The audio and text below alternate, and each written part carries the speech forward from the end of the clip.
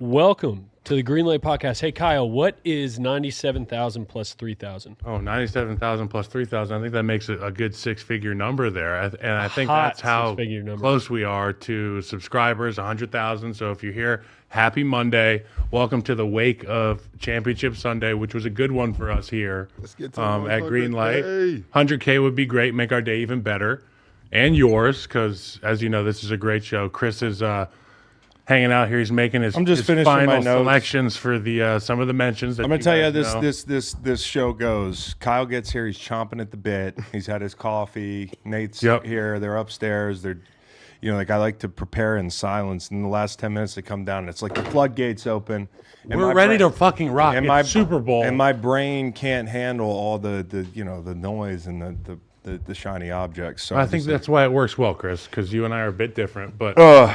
if you're new here and you don't know that, make sure you hit that subscribe button. Hit the subscribe We do button. this every Monday.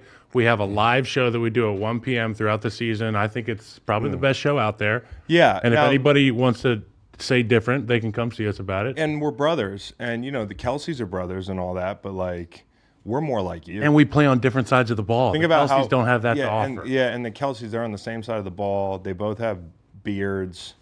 They're very similar, actually. We're very different, and so you're getting two different brothers, and then you're getting like brothers who are more like you, and that we're washed and we're on the couch. Those I'm guys trapping my sweat in this. hard to relate to the jacket. Kelseys, right?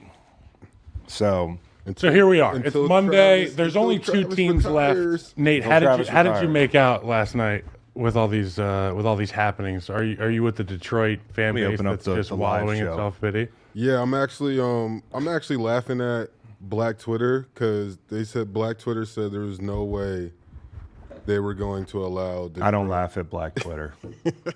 I see Black Twitter, I just go the other way.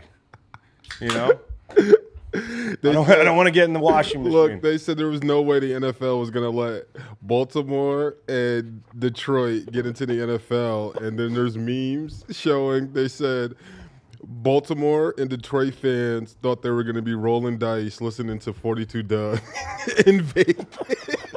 Instead, it's white America, as you put it last night. Yeah, It would have been a fun week at the it was going casino. to be Super White America with Eminem in the stands versus Kansas City and Taylor Swift and the Swifties. Yeah. So that would have been very entertaining. Also, It's And going to be an also see- entertaining crowd out there either way. It's going to be It's a just fun too week. much red, dude. It's too much red. Ooh. I'm a big Super Bowl and football game uniform matchup guy, and if there's anything I'm mad at Dan Campbell about, it's not the calls. We'll get to that. It's the fact that they couldn't keep the other red team out of the Super Bowl, and now we got to stare at two red teams for 2 weeks. It's a lot of red. It's a lot of red. You know what I mean? If you're not to shout out, talk about gangs, but if you're a Crip in Vegas, it's going to gonna be a rough- long week. It's going to be It's going to I be a didn't think long. That's also something I stay out of. yeah. It's going Okay. to be a long week seeing floods. Get it all out there, Nate, before we start talking ball. Get all this stuff out Justin there. Morgan, this is Justin Morgan from the chat. I'm a Ravens fan. I'm in the hospital right now because of how many times I shot myself in the foot. I bet you could still run the ball Man, just as effectively as the apparently- Ravens did, or as committed as the Apparently Ravens not. were to it. All right. So the first thing we got to do is start and talk about Kansas City Chiefs, Kyle. Hey, Chris. Hey, buddy. So What are you saying? we can talk now. No, it's like sometimes the hardest thing in this business is to be right. I've said that before. I'll say it again. No, seriously, because you guys get to take your pot shots, and I'm talking to you. I know where you're going with this. I'm getting my wrestling promo on, but I'm breaking the fourth wall. You in the comments, and I've had a bunch of very we love having all the fan bases show up in the YouTube and everywhere, but like fun. some fans want to be coddled. They want to be told that no matter what, your team's going to win. They're better than the other team. We're haters because we picked the game a certain way. I was told, watch the film. I watched the film. That's how I came to the conclusion this game would play out pretty much like it did. Now, was it going to be 23-20? Was it going to be 17-7? I don't know. But Chiefs in a low-scoring game, that's what we told you, and that's what happened. Yeah, it was a chess match. And it wasn't I wouldn't say it was a rock fight. It was definitely a chess match. And it was great quarterback play. Patrick Mahomes on the road was so much fun. With all that's at stake for his legacy, with all that was at stake for Lamar's legacy and the opportunity that he had to put a cherry on top of this MVP thing, go beat Yeah. Patrick Mahomes at home with your great defense, who, honestly, I'll give credit to that Ravens defense. They showed up. They played physically. They're an awesome group. They were on their toes the Awesome group. whole night, but sometimes it's not enough. And when you play against a guy like Patrick Mahomes, and when Travis Kelce shows up and he has this magic stuff, and he had Mike's magic stuff out of the bottle, and it's tough to stop. I don't want to take anything away from Lamar Jackson because I think he's great. I'll say the same thing I said at the end of the game with Josh Allen a week ago, although Josh played better in the playoffs. At the end of the season, you go through a checklist. Like, the number one thing on the checklist is the quarterback the guy? The quarterback's the guy. Lamar Jackson's the guy, dude. Like, Spags is that good. That defense is that good. And I don't think Todd Monken had a good game plan. And I don't think they were ready to play the way the Chiefs were. Surprise, surprise. The Chiefs get 10 to 15% better in the playoffs. Yep. I mean, look at Kelce. He looked like a shell of himself all year long. He caught 11 balls on 11 targets yesterday against the best linebacking core possibly in the NFL, or one of the best linebacking cores, and Kyle Hamilton, all-pro safety. So, teams get better in the playoffs. And, when it comes to the Chiefs, like, they are who we thought they were, but not that team that they were showing themselves to be in the middle of the season. Like, the Chiefs, that championship DNA is still in there. And I'm not going to take anything away from Lamar. And I said this last week on a Tuesday night show that I don't think a lot of people listen to, but I went on this rant because people were being so hard on Josh Allen. I do think the reaction to Josh losing the playoffs, there's a lot of people who are tired of hearing Lamar talked about in a negative light, and they think Josh skates. And you're like, what has Josh done that Lamar hasn't done? Why are we comparing anybody to Mahomes? I think that's a little bit of a straw man. Nobody's comparing anybody to Mahomes, and they shouldn't. I put it this way last week. Guys, you know what apex predators are? Mm-hmm. They rule the jungle or the landscape wherever they live. They're the top of the food chain. There are no challenges. If we really knew one, we'd probably be dead. There are no challenges. Yeah, exactly. And, all these guys are apex predators, whether they're Josh Allen or Lamar or Joe Burrow. But there's one guy who's a keystone species. Kyle, you know what the difference is? I don't. Keystone species define an ecosystem. They define it for an entire ecosystem. And some animals are keystone species and apex predators. What are some examples? An example would be Patrick Mahomes. Yeah. Okay. That's what Patrick Mahomes is. Patrick Mahomes is not only an apex predator like all those other guys, but the difference between them and Patrick Mahomes is Patrick Mahomes has defined an entire era of football. If you were born within a certain range of years and you had a gift of throwing a football, you grew up your whole life, you think, I could be him. I could be the guy. And the unfortunate thing is that Patrick Mahomes is alive. And Patrick Mahomes exists in the AFC. And if you don't play quarterback in the NFC, I don't care how good you are, during this era, it is going to be harder, and your legacy is going to be affected by his existence. And not just that, he's paired with Andy Reid. And like I said, they had the better script.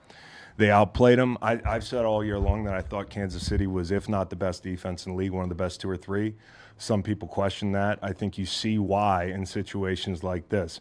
Because the defense isn't just the players on the field, it's the defensive coordinator. And McDonald had a great year. And people talking about him like a head coach, I agree with that. But with Spags, this is a guy who's been a part of Giants runs for championships. He's been a part of a lot of these Kansas City runs and a big key piece. And I thought yesterday his game plan was awesome. We said that they would blitz Lamar. Some people said Lamar's great against the blitz. Okay, but that's the problem with looking at raw analytics and looking at raw data without any context. Okay, a blitz from Joe Blow coordinator is not the same as the pressures that Spags is going to dial up. You could see some of those pre-snap looks. He was presenting that offensive line and training eyes to a certain spot, and then rotating at the snap, bringing different guys. That's such a nightmare for an O-line, and I know it also puts pressure on Lamar. It does, and it put pressure on him. His completion percentage against the blitz was like 46. And they brought blitz 44% of the time.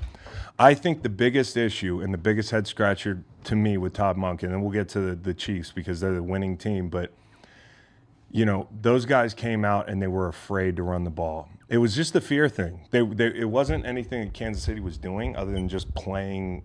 And it wasn't a reaction to anything. It wasn't like, oh, they're loading the box, or, oh, they're getting in these fronts where we just can't run in these fronts. Like, the way it was described to me, if Baltimore wants to run the ball, they're going to.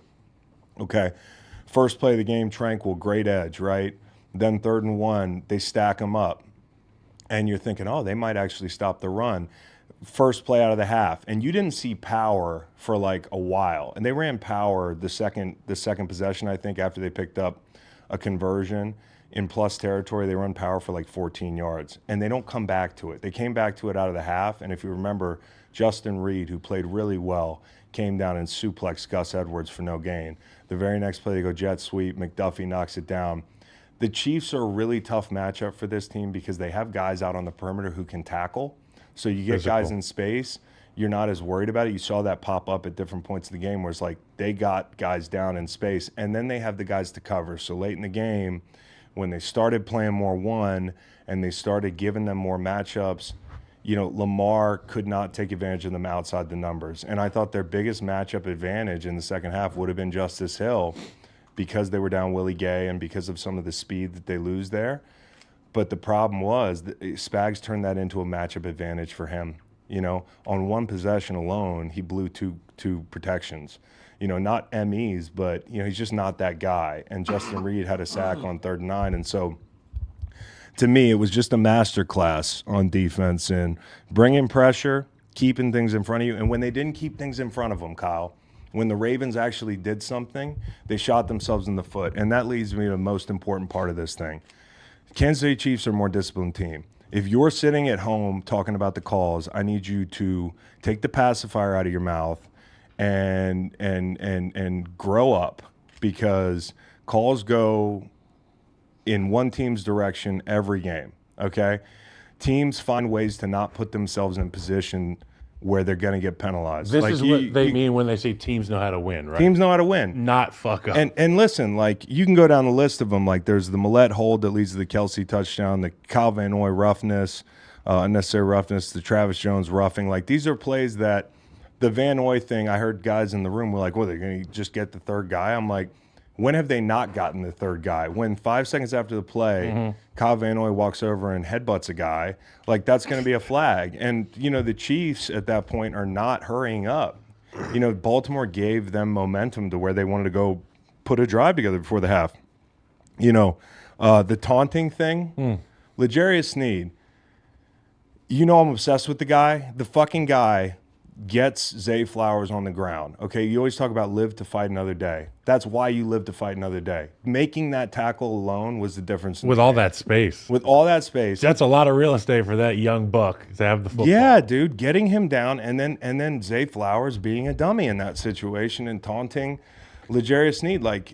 When you say act like you've been there before, act like you've been to the playoffs, act like you've made a play like that, and then Sneed getting the ultimate get back on the goal line. Oh my goodness. I think it sucks because in that play, if you look at it, I don't think he meant to hit him with the ball. I think that's why the flag ended up getting called for the taunting. It's the but flag. Did he mean to push him? Did he mean to push him? Did he mean to stand over him?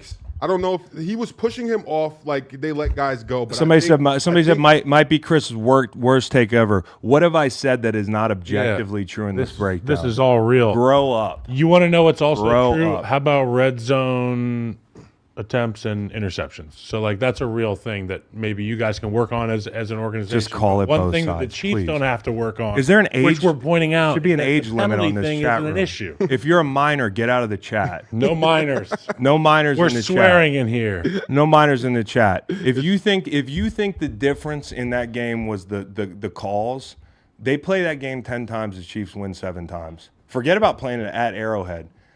We knew exactly how the game would go, and it went that way. It went that way. They beat themselves, though. They beat themselves. They beat themselves. And they weren't as good. Here's my thing. The game plan wise is just you go out and you get Odell Beckham. For what? The miss hold. How about how about the leg whip on Chris Jones? We could go back and forth. We go back and forth all game. That's a safety, isn't it? We can go back penalty in that spot. We can go back all game. We can do this in any of the games. But y'all are complaining about calls. And not all y'all. All I'm saying is this. The better team, the more disciplined team, the team that gets 10 to 15% better in the playoffs. The Ravens did not get 10 to 15% better in the playoffs.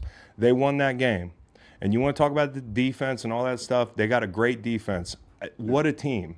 Yeah. This scared that all week, bro. I was on the Chiefs all week. I was having dreams about the game. I was so nervous about the game Because, I've stood on the table for these guys. Yep. I don't want to look like an idiot. And also, I don't want to lose money. Yep.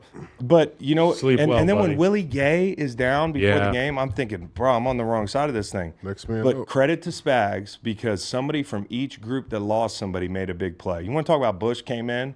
Bush came in and made the pick. Now, I mean, that's a punt into the end zone. Deion No Bush, the reason. one that got away from Chicago. Chicago was he Bears in fans. Chicago? No, his former Miami Hurricane, Deion Bush, was drafted to the Chicago Bears. I was with him for a bit. Good dude. And then we had crossover when I was there in Kansas City. It was so cool to see. Obviously, you hate to see a guy go down, but for Deion to come in, make a big play, it couldn't happen to a better dude. Patient, and That's then you the go make your play. That's one of the untold things that's like great about the NFL and kind of shows like an organization just having guys ready. Like we always talk about as players or like a coach and a player, next man up mentality, because you just never know when guys like you're really only as good as your last man. Like people say that until you really have to rely on that. And when you see guys, stars get hurt in big spots and then their backups, it's one of those things in football. Oh, there's a backup in at corner or safety. Oh, let's go right at him. And for you to kind of like accept that and then go out there and make big plays, that's always a good little side story. I love talking to the chat. What are they saying?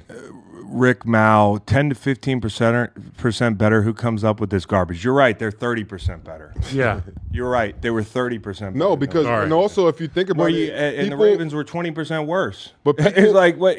people have to realize if you're going to beat the Kansas City Chiefs, you have to play your best game. And like the games that the Chiefs lost during the season, if you go back and you watch them, like they were shooting themselves in the foot. They had so many drop passes this season that like that alone was a huge difference where they were losing games because of not because bad quarterback play or what's going on, but Okay. it's And, more. and guess what? Because I got in this argument on Inside the NFL, and I cannot wait for tomorrow. All my boys, I love those guys, Jay Cutler, Channing Crowder, Ryan Clark, but they were wrong. We were in the middle of the season, and we're doing the production meeting after the Eagles game, and they're talking about the Chiefs.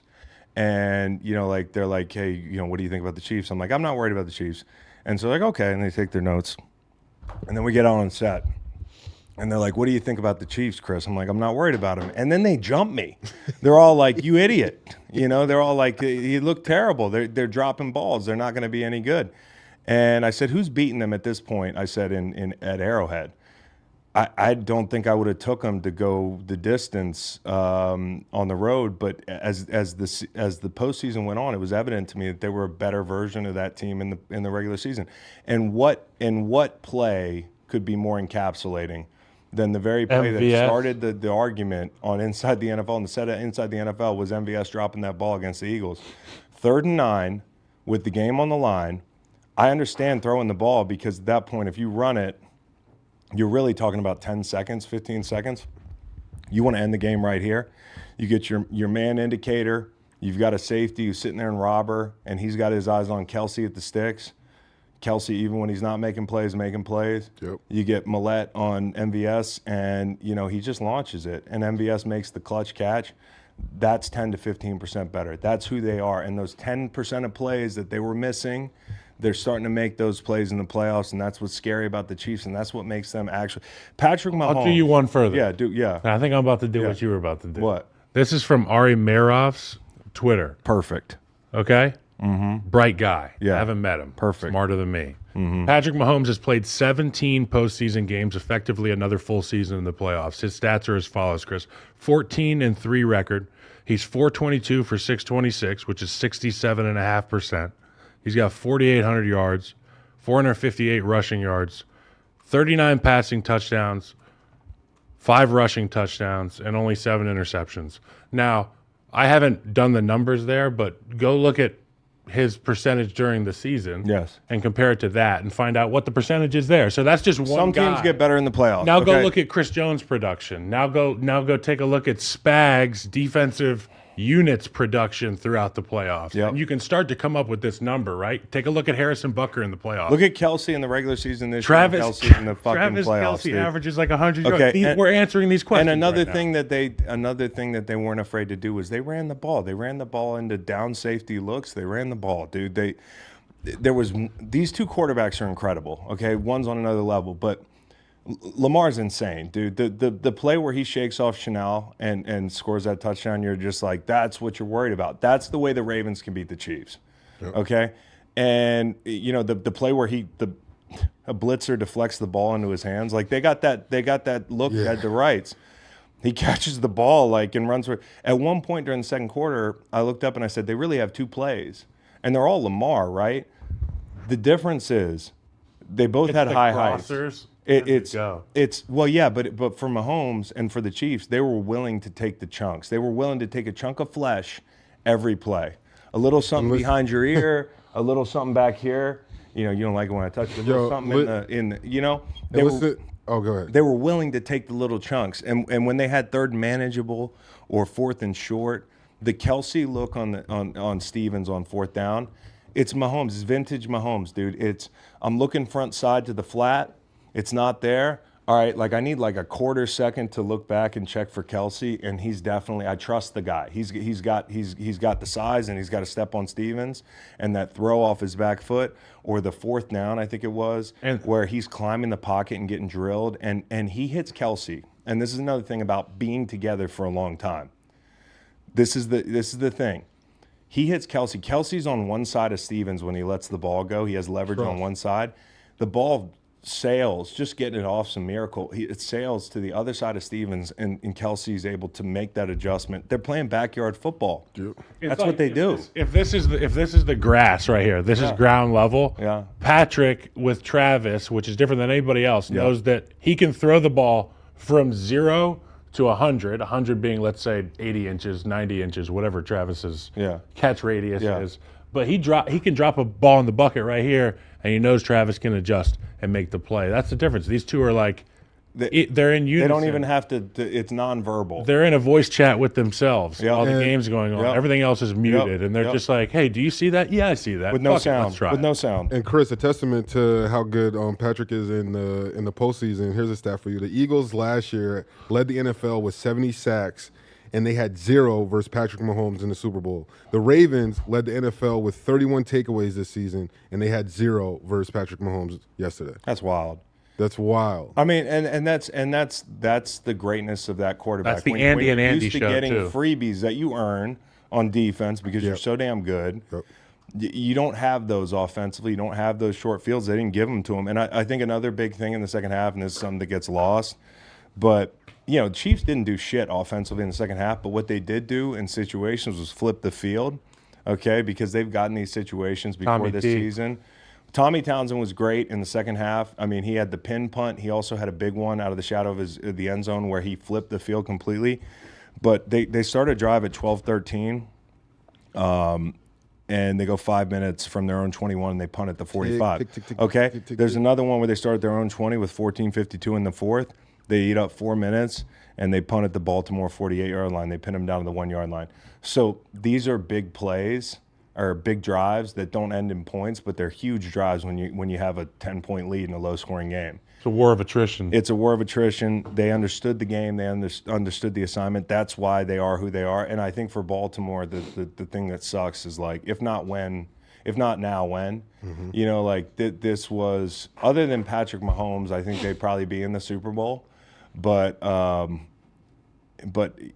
they got a lot of people they got to sign, and this window is wide open right now. This year was a great opportunity, and I think the thing that really sucks is and I know I'm telling you, be patient with Lamar because all it takes is one run to make it worth it, right? And he has not played well in the postseason at times, but just be patient. But out of the other side of my mouth, I'm saying damn, if not now, when? Yeah. It's tough. What's your messaging, both of you guys, to a young guy like Zay Flowers, who obviously has the talent? Dude. He's gonna be fine, dude. He's gonna be fine. That's gonna sting. That's gonna hurt. Seeing that and just you're gonna see that highlight and know it may have been different if that play did not happen. And that's the tough thing about that loss. It's just it's usually with losses you have things. This was so specific that everyone has to wonder, just the point in the game when it happens, the momentum shift, everything that touchdown would have did if it was different, it changes the game. So that is something that you have to find a way to get over it. But Rick Mao had money on the fucking. He had money on the Ravens. He said the Ravens blew the game more than the Chiefs earned it. I think there was a little bit of both, and that's why you play football games, and that's part of being a great team is not blowing the game. Yeah. So not making mistakes. So I that leads us. How do you win, Rick? Meow. Meow. Don't lose. Meow? Tell me meow. Yeah. Meow. You don't even have to say it with that. You can just say Rick Meow. Meow. You guys gonna stop saying meow? All right. All right. So let's talk about the second game. Yep. Where do you want to start? Because Like I said, we can in the make middle this of the about season. yeah. Like I said in the middle of the season. Yeah. Why the hell are these coaches coaching like they're playing Madden, bro? Like, just kick the fucking ball. You have kickers. Kick the ball. Okay. I don't get it. I don't get it. But also, if you're going to go for it all the time on fourth down, then go for it all the time on fourth down. Okay, here's my take. The one thing that's curious to me, I'll acknowledge this with Dan. I'm going to put my cards on the table. Number one, huge Dan fan. I don't think they're there without him, right? Number two, he hurt them in the second half. Number three, and this is the most important thing, to me, the biggest mistake he made was calling that timeout because that robs your defense of an opportunity to earn their keep. You know, like an onside kick is not a high percentage play.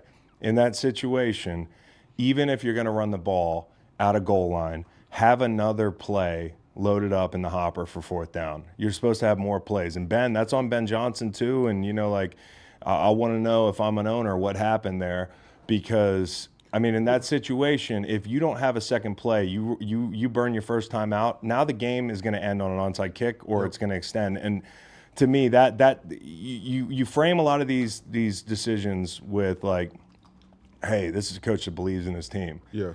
Coach doesn't believe in his defense making that call. No. So with that call, who on the sideline other than the head coach can maybe would buzz into him and be like, do not take a timeout right here? I mean, it's a conversation that's ongoing between the people upstairs and Dan. Like, hey, Dan. And so I'm pretty sure they co-signed that. Like, if we don't get it here, like, yeah, we're going to take a timeout, which is wild to me.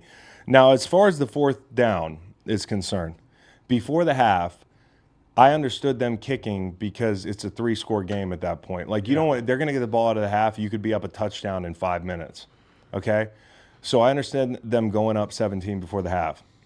Part of me is like, why not do it again in the middle of the third quarter when the possessions are different? I think some things changed there. They came out of the gate, and San Francisco was rolling on that. You know, like they were rolling a little bit. I think you look at that situation, and you could easily say, hey, Dan, you're a fucking idiot. I understand that's kind of how they do things.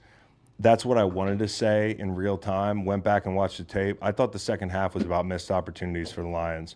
I really do. That 4th and 3, the people that said, hey, down in Dallas, remember Goff to the flat on the 2-point conversion, a lot of people were like, well, it's there. You know, like the Steichen call in the flat. A lot of people say it's there. You can't question the call. It's there. And to Steichen and to Ben Johnson, I would have said, well, in those games, the quarterback wasn't making throws. So, like, you're trusting him to make an easy throw in a tough situation. Maybe you consider that. But in this game, I didn't think Jared Goff played bad.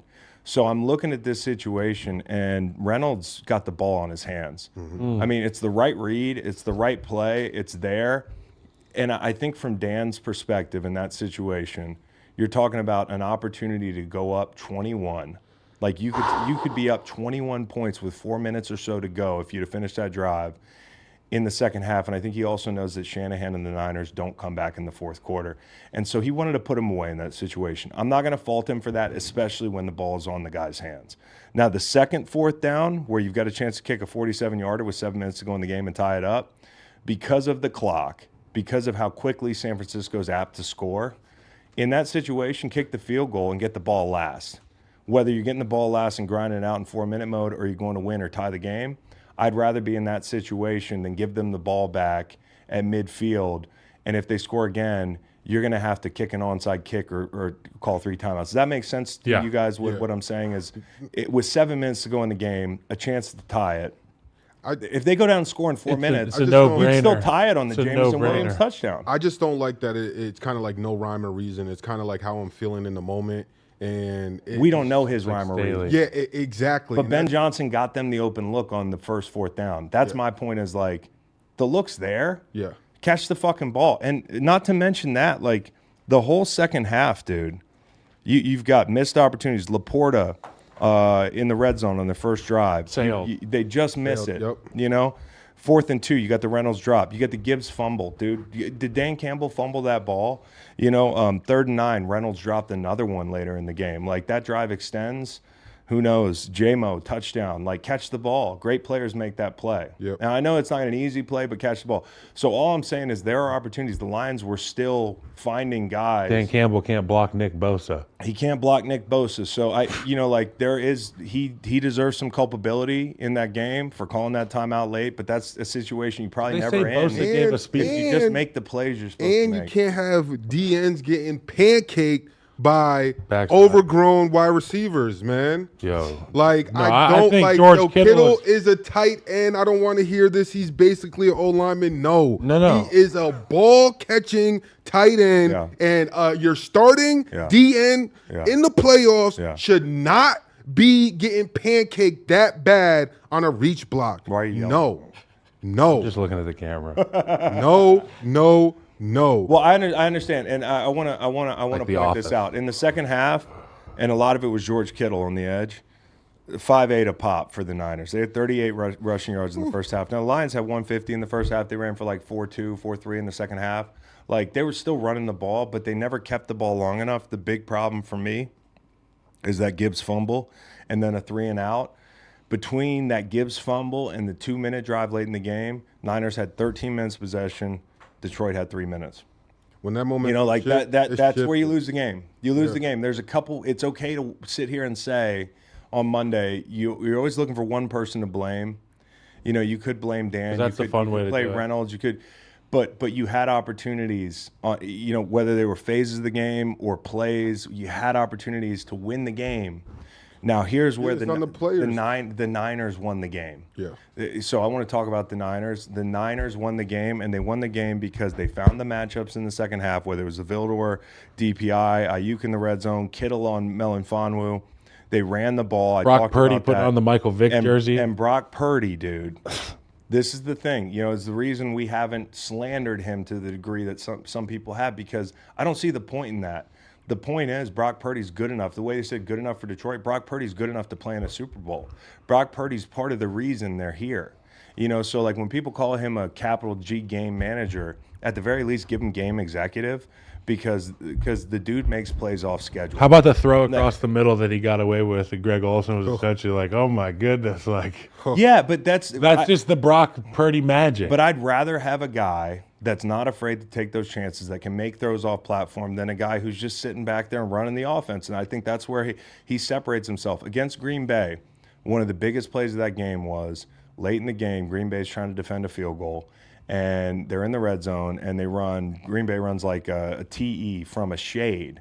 So the tackle's like by the center, and he's trying to run out and get contained. He doesn't get it. Brock sees it and goes down to low red and sets up that touchdown. Well, there were multiple occasions last night, none bigger than 4:42 to go, 3rd and 4 at midfield, where he scrambles to the 28-yard line.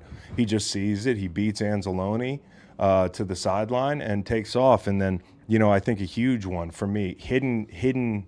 This is a hidden key play. It's 2:01 left in the third at the San Francisco 20. Okay, they send Melifonwu. Early down pressures. That's what Detroit has done well. Got him dead to rights to the 11. I mean, he's all over him. Purdy shakes out of that and hits Juszczyk on the sideline. And you know what happened? Toe tap? Yeah, it's a toe tap. Dude. 7-minute drive. It could be 2nd and 19. What do you call Juszczyk? On the 11. Juszczyk on the sideline, and it's a 7-minute drive. Receiver? So, like, that kills you. And it's all Brock Purdy making plays off schedule, and the throws were circus throws. It's like a well-behaved Johnny Manziel. Yeah. You know what I like? Like entertaining, maybe not the optimal physique. Yes. People want an alpha Josh Allen out there, and Brock Purdy's like, hey, my hands are a little small. I got to dry them off when it rains. You want to see this offense go? Let's run this thing back for the fourth quarter. And by the way, his hands aren't small. I'm playing the narrative game. The narrative game. He reminds me. I was trying to figure out who he reminds me of. Somebody said Howie Jr. Somebody said Baker sometimes, like, but I actually in high school. Bro. Yeah, my brother. He was sick. Yeah, in high school. Honestly, he reminds me of like what you would want Bryce Young to be. You know, like cagey. Extends plays, quick release. He's got a great quick release. He can make some plays off platform, but he's not Michael Vick, except for when he's playing the Lions. And I think he's just been that guy for them that you could explain it away. This was such a huge game for him because I think if they lose this game, there are people talking about, do you replace Brock Purdy next year?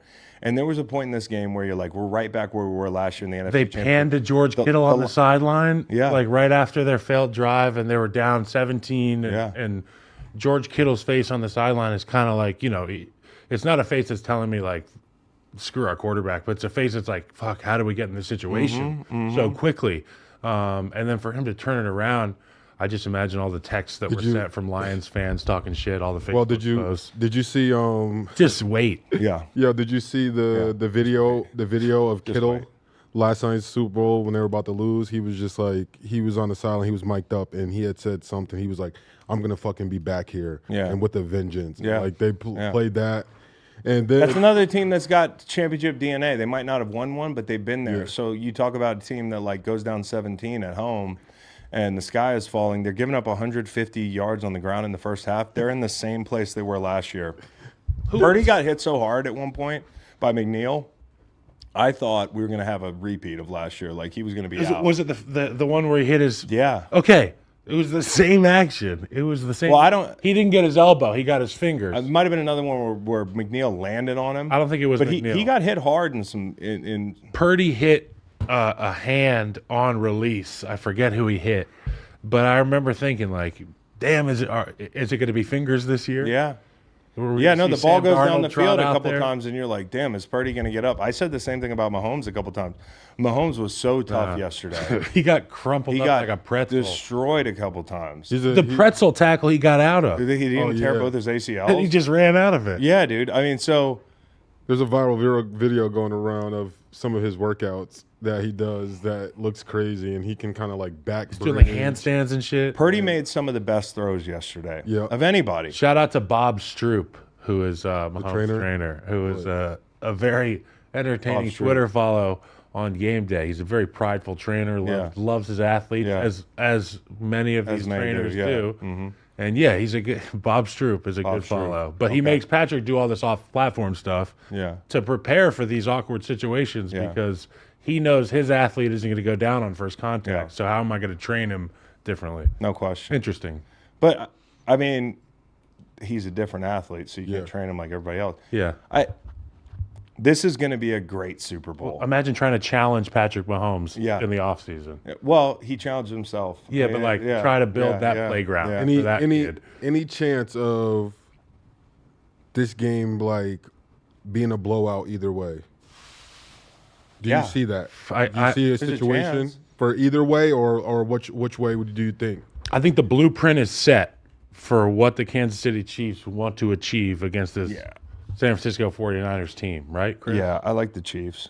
I'm big on the Chiefs. I like the Chiefs. And nothing against the Niners. I think they're fucking awesome. But if you had to ask me which way I lean, it's the Chiefs because of a few things. Number one, they got great backers in the middle of the field. Like, that helps playing this offense. Willie will be back. Willie will be back. You might get Jared McKinnon back. I mean, like, Jarek. You know, I've been talking about my favorite name ever, Jarek. I'm like, are you Jared or Derek? Or Jared. And he's got a Magic City backpack he walks around the facility with. He's one of the chillest characters. I like this guy. In the NFL. Well, I like this guy. Anybody who's watched Chiefs games with me this year can tell that I like this guy because when he's not out there, I'm just so pissed off. He adds such a different dimension. I think he played quarterback in college too. Check me on that. But he's another one of these guys where Andy Reid's like, oh, you know offense really well? Mm-hmm. Come on in. Yep. We got a place for you. Yep. And he's also clutch. And they asked him earlier in the season about being shelved a lot, like you're not using this offense. And he had an opportunity to take shots at Yeah, he didn't. the rotation, and he was like, "Look, I know my role in this offense. Yep. And it's coming probably." Listen, and he'd be great to get back. I don't know if Cook, the safety, has a shot. I haven't even looked because you're just worrying about it one game at a time if you're the Chiefs. But I think having the guys outside they can cover, right? And there's stuff that's going to pop up this week, obviously, after that game yesterday. That was a physical football game, so guys are going to pop up on the injury report. Now, on the other side of things, like, it's all about the run game, right? You know, Kansas City's had trouble in the run game, but one thing that I think they've done a pretty good job at is perimeter run. Like, I think when you know, like, you look at the Miami game plan 2 hard in the flat and saying, hey, we're gonna force the ball back in the middle of defense. I don't know if the guys up front have the same physicality for San Francisco outside of Trent Williams that where like Baltimore does, where you were worried about it coming in. So I do think it's going to be a good football game. You asked if it could be a blowout. I mean, here's your blowout scenario. Spags dials up pressures that Purdy throws 4 picks. You know, you get in the passing windows, you get some deflections. Set traps for Brock Purdy. Yeah, I just see now on the other side of it. How do you beat a great quarterback? You get pressure with 4. The Ravens did not get pressure with 4. You know, like Patrick had time. You talk about this big bad defense. The Niners can get pressure with 4. So if you can get pressure with 4, it's a different conversation. The pressure that the Ravens got at times, and it was late in downs. Matabike did a great job rushing. Obviously, they were down Tooney at left guard. Yeah. And you know, but they couldn't wreck the game. It's obviously we don't know what's going to happen with Tooney in the Super Bowl, but Allegretti, like we said last week, you can run behind him.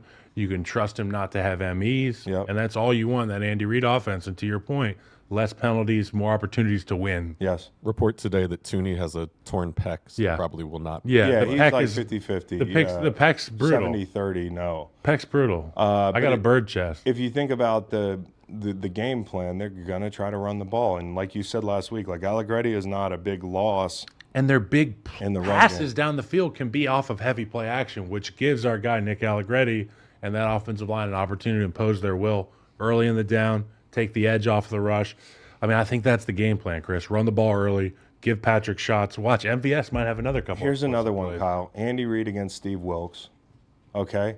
And then the real matchup is Shanahan against Spags.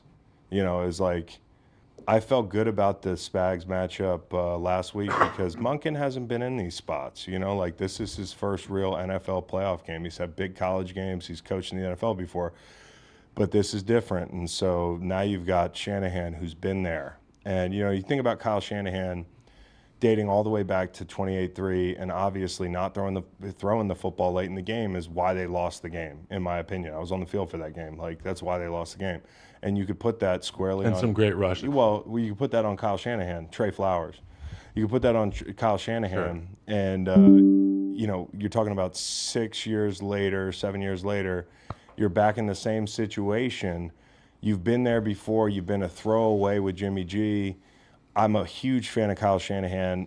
He's like great. It probably means more to him than you know. I mean, you know, because when you miss those opportunities most times, you don't get them back, whether you're a coordinator or a head coach.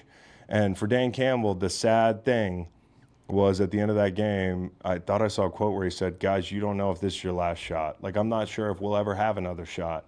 And that's the realest thing you can say to your team because my dad, when he played in the Super Bowl early in his career, never got back, came close a few times. But, you know, when he'd say, go talk to a team or something, he'd go talk to like the Vikings or something. And I'd be like, what'd you tell him? And he's like, you know, like you young guys that think this is how it is in the NFL. You're always, if you're young on a team and you get to the Super Bowl, if you were a young guy on that Eagles team a couple years ago, you're thinking we're going every year. Or last year, we're going every year. It's hard to get back. And so for Shanahan, this is a big opportunity. You never had that. You never had that early in your career where you were like, okay, so my rookie year was the year we had a play-in game in Week 17 against Aaron Rodgers and the Packers at home. He beat us where John Kuhn cut blocked Julius Peppers. Rodgers rolled left and flicked the bean out there to Randall Cobb, I believe it was. I'm calling it flick the bean now when you throw the football. Now? Because it looks like a coffee bean when you're watching on TV. And the way these guys throw it now, they kind of flick it. Yeah. Who was the safety in that? We're not naming names, but it was a couple guys back there. All right. He just flicked the bean. Miscommunication. He flicked the bean out there, but the point is, I was a young player, and I remember telling my other rookie, Jordan Mills, I was like, "We'll be back next year," and I think we went 3-13 next year. So to your point, the opportunities are few and far between in this league. But I think Jared Goff has done enough to prove that he's good enough for Detroit, just like Dan said. And you know, you were kind of on the fence about like, oh, we drafted Hooker, like, you know, is Hooker going to flick the bean? You like for this team? You know, like. You like this. Now Jared Goff. Etymology?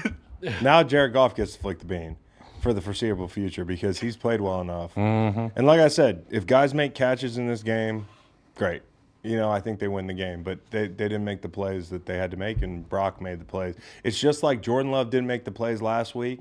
The quarterback didn't make the plays. As bad as you wanted to say that Jordan Love outplayed Purdy because he played like dog shit for a few quarters, the most important quarter is the fourth. The most important half is the second half, and Purdy played his best ball in the second half. It was really telling to me. The one thing that's important, as you understand, is the emotional intelligence and being present in the moment and not getting too high, not getting too low. And at the end of the game, Niners get the ball, and they're going to run the clock out. They're going to take a couple knees, and the game's over. And you can see how calm and present in the moment Brock Purdy is until the very moment that his knee hits the ground. Yep. And once his knee hits the ground, he explodes. Yep. That's a guy who's been there before. Yep. He's a winner. I don't care if it was Little League football. I don't care if it was high school football. The moment's not too big for him. That's a guy who knows how to do everything in the game and then take the knee the right way and then celebrate the right way. Yep. In this matchup, so we were talking about rematch. But he's got to go play Patrick. Yeah, this rematch between head coaches, it's the fourth Super Bowl rematch all time. Chuck Noll, Tom Landry, a couple of Coughlin and Belichick, and now Reed and Shanahan. In each of the three previous instances, the team that won the first time won the second time as well. Yeah, because you know they're the same teams like Brady twice, and you know now you're going to get this. I mean, same bones of these teams. I mean, probably a better quarterback in Brock Purdy, but then Jimmy G. But should every team be managed by a former or a Hall of Famer and coached by a coach's son? Yes, that's the new blueprint. So you're onto something there. Okay. You think we'll get a Travis Kelce passing touchdown in the Super Bowl? Yes, dude. Come on. Next question. He's on his props already. Okay. He's wild. Let's hear from our friends at Little Caesars. Let's hear from him. You want to do it? I'll do it. Little Caesars, the official pizza sponsor of the NFL, knows football fans love a great game and a great deal. So we're tossing out a challenge and calling it Pick Six for slices and sticks. If there's a pick six during Super Bowl 58, fans who accepted the challenge on our app will get a free slices and sticks, period. We've entered with NFL legend Derek Brooks of the Tampa Bay Bucks because he knows all about the pick six, having returned one during Super Bowl 37. We were there, Chris. We were there for that. We were there. That play led to a 44-yard touchdown and a win for the Buccaneers. So accept the challenge today and win some pizza. Actually, Kyle, you were there because you're Dad's favorite. Where were you? I was at home. You were drinking beers with your friends. Yeah, I was when the chasing tail. When the cat's away, the mice will play. You were chasing tail. Yeah, I remember when Dad left for the Super Bowl when the Rams played the Titans. We had a snow day the next day, so it was like double whammy. I had a sleepover, a snow day, the whole thing. Oh boy! And we stole Dad's cigars and went out in the tundra and smoked I don't mean the car, but like out there in the frozen tundra, and we smoked the cigar. The literal tundra. Yeah, we used to when the cat's away, when men were men. When men were men, and Faith Hill did the halftime back in the day. Faith Hill. Britney Spears wasn't locked up. Yeah, no, that we had a lot of starlets during our formative years. Okay. Time for America's teams. America's teams. America's teams. Kyle, why don't you kick this thing off? You know what? I really enjoy this segment. I like it every week. And if you're new to the show, it's been tougher as we've gone on throughout the season, Chris, right? Because obviously now we only got two teams, so we got to get a little creative here. Yeah, we do. Number one, I'm just going to go the city of Detroit, the state of Michigan, from UP to the southern border, the state that looks like a glove. who couldn't manage to cover Brock Purdy yesterday in the fourth quarter. I give you guys so much credit because this run has been historic. You guys have been as much of a part of this thing as the Detroit Lions. It's been impressive the whole way throughout, the supporting, the backing for Dan Campbell, the Jared Goff chants throughout the game in Santa Clara. That's where it was. Yeah. Santa Clara. I was going to say San Jose, Chris. Yeah, wherever it is. But the Lions fans, you've been awesome the whole way through, from the people in the stadium to the companies that allowed their workers off for certain shifts to be able to watch the game. I think it was a really classy deal. It encompassed what it means to be I guess a Michigander. Shout out to Marshall is dope. coming out of hiding. Marshall Mathers. Yeah. Marshall Mathers. Yep. Barry Sanders was excited. It was funny. Y'all sent that picture of Eminem flipping the people off out of the box, and I couldn't see his face, and I was just like, "Are you just showing me a Detroit fan?" Which is what makes it great. Like, No, and Marshall. could have been anybody. And Marshall flipping the middle finger. He's been doing that since. Yeah. But the best thing I love about it is Marshall was probably so locked into the game with that picture. It looks like his box is mainly just him, Which is great. Which is a guy That's like sweet. you probably know, as he probably put a little bit like a wager on the game, and you want to be in there. He just wants a rooting, living room right? in the stadium. Exactly, If rooting I for your was really team. rich- I don't want to hear anyone else's opinion that'll piss me off during I this don't want to game. talk. Like when my dad used to go to games, he said the worst thing was he'd be up in the suite because he can't sit in the stands.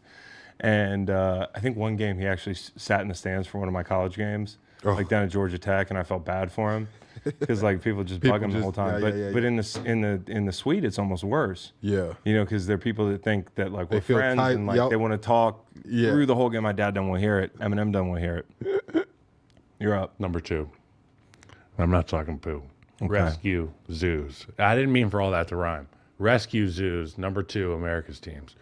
Families at the zoo today. Again, we've talked about the zoo on the show before. I think it's awesome, and I think it's a good segue coming out of the Detroit Lions getting mauled. Rescue zoos are a great place for lions to rehabilitate. Number 3, Peter Schrager. Yeah. What a big brain that guy has, Yeah, I know, right? and a really great guy. Yeah, nice guy. He's been picking the Super Bowls. Picking all the Super Bowls. I don't know exactly how many. 5 or Let's just 6 say years it's in a more row. than on one hand, and it's really impressive. And I think he makes a great point when he says, "Look, if nobody's going to toot your horn, then gotta toot your own it's not horn." going to be tooted." So, to that, I will toot your horn, and you toot your own. That's the thing about this business. The only people who are going to remind you that you were right were the people that agreed with you. Other people in the media are not going to do that. They're not going to do that. They don't give each other credit. And for Peter, I'm sure he's just sitting there like, dude, why don't I get any fucking credit? I've been like Miss Cleo for 5 years, you know? Call me now. Call me now. It's Miss Cleo. Okay, number 4, number 4. People who didn't entertain the Super Bowl logo bullshit. Yeah. That's number 4. Number 5, media members. It's Super Bowl week. By the way, it's 2 weeks, but I'm just gonna say it's Super Bowl week. Can we all be on the same page there? It's not a crime, right? Media members, it's Super Bowl week now. You know, we've been waiting all year for this. We get to go to Las Vegas. Everybody gets to network. I mean, Ralph's in studio here. We're in Charlottesville. We're not in Vegas yet, but we get an opportunity as a team to go out there, and I'm going to be out there with gonna be CBS. Unload your guns as it pertains to your stories, and have a great time in Las Vegas. It's going to be awesome. And go Chiefs. Can't wait. Yep. Oh, here I am trying to find a bookmark on X. I don't even know how to do that. Be careful. Well, no, I don't have anything bad bookmarked, unlike some. All right. My America's teams? Yes. Okay. People who stand on business. Standing on business. That's me. Roquan Smith. Because I've been standing on business all year on the Chiefs. Now you gotta cry it out. Okay, I'll go Kelsey and Swift. Travis Kelsey and Taylor Swift. Listen, I just want to talk as honestly as I can. I don't barely know a single Taylor Swift song. I don't think Taylor Swift is going to make her way onto my Spotify. I have no interest in consuming Taylor Swift content, but I could give a fuck less about the people who have acted like it's some huge impediment to watching football this year. Like, let's be serious. We had our fun run with it when it first came out, and we got in the content game. We were like, oh, they're showing her so much.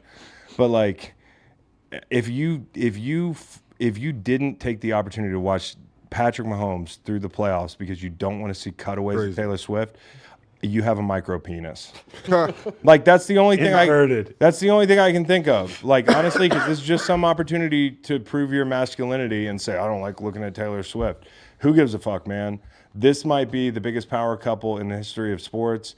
Victoria Beckham, David Beckham. They're taller And they're more important right now. Accents. They have the lead up right now too. Spice Girls, Taylor Swift. I'm going to Taylor. They have Swift. the lead up to make the biggest story ever, couple story ever too, because Travis Kelce walking into the sunset, winning another ring, maybe proposing to Taylor. If he hits a knee, Whoa, that's moving quick. Look, proposing to gonna Taylor hit under the the ring. confetti. Wild. Under the confetti. Oh my God. After, Yeah. and then tell everyone I'm retiring with his brother. And what's wrong with some of you? And then they're gonna ride out on a horse together, a white horse. And then we're just gonna Yeah. see the best videos of him traveling the world with his fiance. But what's while wrong she's on with some tour. people? On They their don't station. like love. I think it's the People coolest thing. don't. I like- love my wife. I'm not angry about It's this. a movie. Like I have somebody to love. Maybe a lot of people are upset because they don't have somebody to love. I'm not gonna lie. I switched my stance because at the beginning of the season I did think great it was song, by the way. manufactured, and even if it was, for it to be going this well and them to fight through all the media stuff that's happening, I support it now. No, I mean, listen. At the end of the day, it's much ado about nothing. Yeah. Unless you're a fragile little baby. Queen. You know And what I shout mean? out to Yuchek's wife, because we're probably gonna see some cool ass. So I think that's and great. In the next 2 weeks, she's probably so busy with the fire coat and the gear coming out. So that's gonna be dope. And I think that's great. And those are two gals who have done their own thing. You know, Taylor Swift's obviously Taylor Swift. That's some mogul status there. But you know, making a jacket for Taylor Swift, that's not like, hey, I'm a player's wife. You know, listen to me because I'm married to an NFL player. Which there's a lot of that. Oh, man. This is like I have a craft and I'm really good at it, and I'm taking standing an on opportunity. business. You're standing on business from a great. business person. Full circle. Yeah. Anyways, all right. Let's see. Me and you, Kyle, America's team. Wow. Because we had a really great night the other night, dude. I bought Madden last Yes, week. I forgot about this. And I just want to tell you guys, I hadn't played Madden since college because there was a point where I was like, I just don't have time, and like the gameplay is just it's accelerating at a high speed. And, It's really not. well, at that point for me, it was like, eh. Yeah, it's a big game. Okay, so I peaked in like 06. Back in the day when I had you on your visit, we sat in the house and drank 40s and played Madden. Me and Clint. It was me. I was the Eagles, and Clint was. This was before I played for Chris, the Eagles. Chris was controlling Javon Curse on defense. Every play. Yeah, it was sick. And that was like the apex for me. But then a couple weeks ago, I was like, you know, something's missing from my life. You know, I want to play video games again. Vidya. Here's why it happened. I got a great friend named William Hayes. You guys know William Hayes, guy I play with in St. Louis. And just to tell you guys how fucked up the game can be, he's 38 years old. He just had his hip replaced. He's in a wheelchair until like, I was like, do you want to come to Super Bowl? He's like, I'm in a motherfucking wheelchair, Does he have a dog. good surgeon? And I was like, we get a handicap plane, we get the whole thing. We'll wheel you all over the city. He didn't want to go. You brought me to the Super Bowl when I was in a chair. Yeah. So it can be done. And so, yeah, it's accessible. And then Meg was like, you should really get a PlayStation so you guys can play together and like hang out together. So I got the PlayStation. Shout out to Meg. Yeah. Still, That's awesome. yeah. That is lit. Still haven't played Will, but the first thing I did Your other brother. was I was like, Kyle, we got to play. Like, he's in a Madden league. Kyle's in like a Madden league. I'm It's in like my first year of the Madden League. I just got eliminated from the playoffs. Sorry to hear that. Well, it's not your first year, though. You've been... Well, it's my first actual calendar year. Okay. Kyle's been playing a lot. So I'm like, I really want to play. I can barely get him to hang out, you know? So it was great to like get... Good way to network. Yeah, it's a good way to get each you other. in your happy place, which is in your den. And we played a game. I don't want to skip over the score. I won the first game. Won the first game. There was some very... Hey, Can we talk about what happened? we talk about It was a great game. Chris Great won game. by 7 points. Yeah. I forget who I played with. Who did I play with? You played with the Chiefs. I think I had the Bills. In the first game, I had the Chiefs. think Yeah, so. I had the Chiefs, and I forget who caught the ball over the middle, but I did the both. You got Zay Flowers. I did the celebration at the goal line, and I got tackled and fumbled it. Yeah, you were got the ball Ravens. back and scored. Yeah, you were basically the Ravens in this scenario. I got the ball back and scored. Okay, so then Kyle's like, all right, you want to play for real? Let's play 6-minute quarters. And I was the Packers, and he was somebody else. And Who was I? I don't remember. But the bottom line is you won that game. We did was that? 3 random. So we're 1-1, and I played online. I was C.J. Stroud. You were Jordan Love. Yes, I stayed up late the other night and got online play going, and there was this kid, and like the last time we played Madden, you couldn't is even funny. the last time we played Madden, you couldn't even talk to other people, let alone play online. Now I got a voice coming out of my controller. I'm like, who's in the room? I'm hearing this kid. He's like, yo. I'm like, oh fuck, this kid's gonna talk shit to me. He's like, you think you're gonna win? I was like, I just got the game, buddy. Like, I really don't want any smoke. I don't want to be cussing a kid out at midnight. First off, why are you awake? I dog walked him. He quit in the first quarter. The other night, I got my ass kicked by some guy who really knows his shit in Kentucky, and he was coaching me through the whole game. the best. He was telling me things to do when I Really? play other play. Yeah, I was like, I love being a part of this community now, Kyle. The Madden community's dope. So Madden community, and there's people online, just like anything else you say online. You can say the sky is blue. Somebody has an issue with it. I said this Madden is incredible. I haven't played in over 10 years. They're like, it sucks. Everyone is I'm typing. like, yeah, well, why does it suck? They're like, because it doesn't barely change the last 10 years. Every year, it's just an incremental change. called football, I'm bro. like, well, I'm Rip Van Winkle. I haven't played, and you could imagine why I think it's great. Yeah. Because I hadn't even played over the last 10 You're like years. Napoleon going to the ice cream. Yeah, the Piggly Wiggly. Yeah. Ziggy Piggy. Ziggy Piggy. I was like him after my third game, sitting at the table, just Then the water park. Don't even get me started. yeah, the water park. Finally, the contestants of the new hit show Farmer Wants a Wife. Oh, that's Gonna be a great show. must see. Yeah, the plot is obviously 4 hardworking farmers who are in search of real, lasting love. These women are hoping to harvest a husband. I'm gonna be honest. They seem like And- Bakersfield farmers, Bakersfield, California. Yeah, they're a little bit dressed up. They're not putting the guy in Des Moines. They got their teeth done. Yeah, like so. I mean, That's crazy. Just to watch out for these gals here. There's Rebecca, who's a horse trainer. Look out for her. That feels like a really good fit. But I just want to throw into the. You're picking winners already. I think Lily's got real potential. She's a photographer from Nashville. I don't know what she would do on the farm, but if she can find a way to upset the likes of Rebecca, who actually brings a real skill set in a farming. The equestrian skill set. Yeah, exactly. And this airs on Sundays at 7 p.m. So be sure you check this out. Where can we find it? I think you can find it on Fox. Also, the last. If you I gotta before you get off of this topic because I think there's a lot to unpack here. Do you have any buddies that you would think are cut out for this to show? be the bat a ton, dude. Yeah, like If shoot John 'em. Phillips was single, Yeah, I mean, it would be incredible. he'd win. He'd win. Well, he'd win, and then the chick would leave in 2 days because JP would be like, "I'm gonna be hunting. I'm going home. Yeah. I'm gonna. we're going home." we're eating possum tonight. Every 2 days he wants to go back to Bath County, Virginia. His poor wife Nikki, she's like, I just want to live somewhere where there's like people within 15 square miles. John Phillips played for the Cowboys. Drives an 18-wheeler to softball. Yeah, dude. No, he drove By a the dump way. truck. We're like, where's our slugger? And a dump truck pulls up. Our It's like, best hitter, the best hitter And- that ever played in our league. yeah, he gets out of a dump truck and then drops like 3 bombs. The guy is literally living in 1970 rural and America. you would win this. Shout show. out to JP. Yeah. He brought me firewood recently. It was awesome. Little soggy. Okay. And that was big because, it's emasculating when another man drops off firewood for you. Let's sit in your driveway shirtless. and then 2 days later, Meg's like, "This stuff's a little and I'm like, "Yeah, you don't. It's not. I would give it. I would make sure if I ever did cut the wood for this family. this kindling would be Okay, last thing. The Rivanna Swim Club. Guys, Kyle, you should really think about joining. It's incredible, Kyle. So basically, Cowboy Reed, big shout out to Cowboy Reed and the people down at Rivanna River Company in Charlottesville. Tom put it together. Tom put it together. Reed's a member there. Basically, it's like the Norwegian thing. It's like a sauna, Polar bears. really hot sauna, and then you jump in the river. And the other day we got in the river on Friday. We got 10 of us together, and we did the sauna, and then we jump in the river. The river was 40 degrees. Oh, Cold. Nate didn't want to get in all the way, I was in. but I was the trying key to is dunk getting. you. I The was trying key to is dunk staying you. in that hot tub long enough before you. But it's not a hot tub; it's just sauna. So Sauna. you get super Oh, hot. You yeah. get super hot. You sweat. Same you get in thing, the right? river. It's the cold hot thing.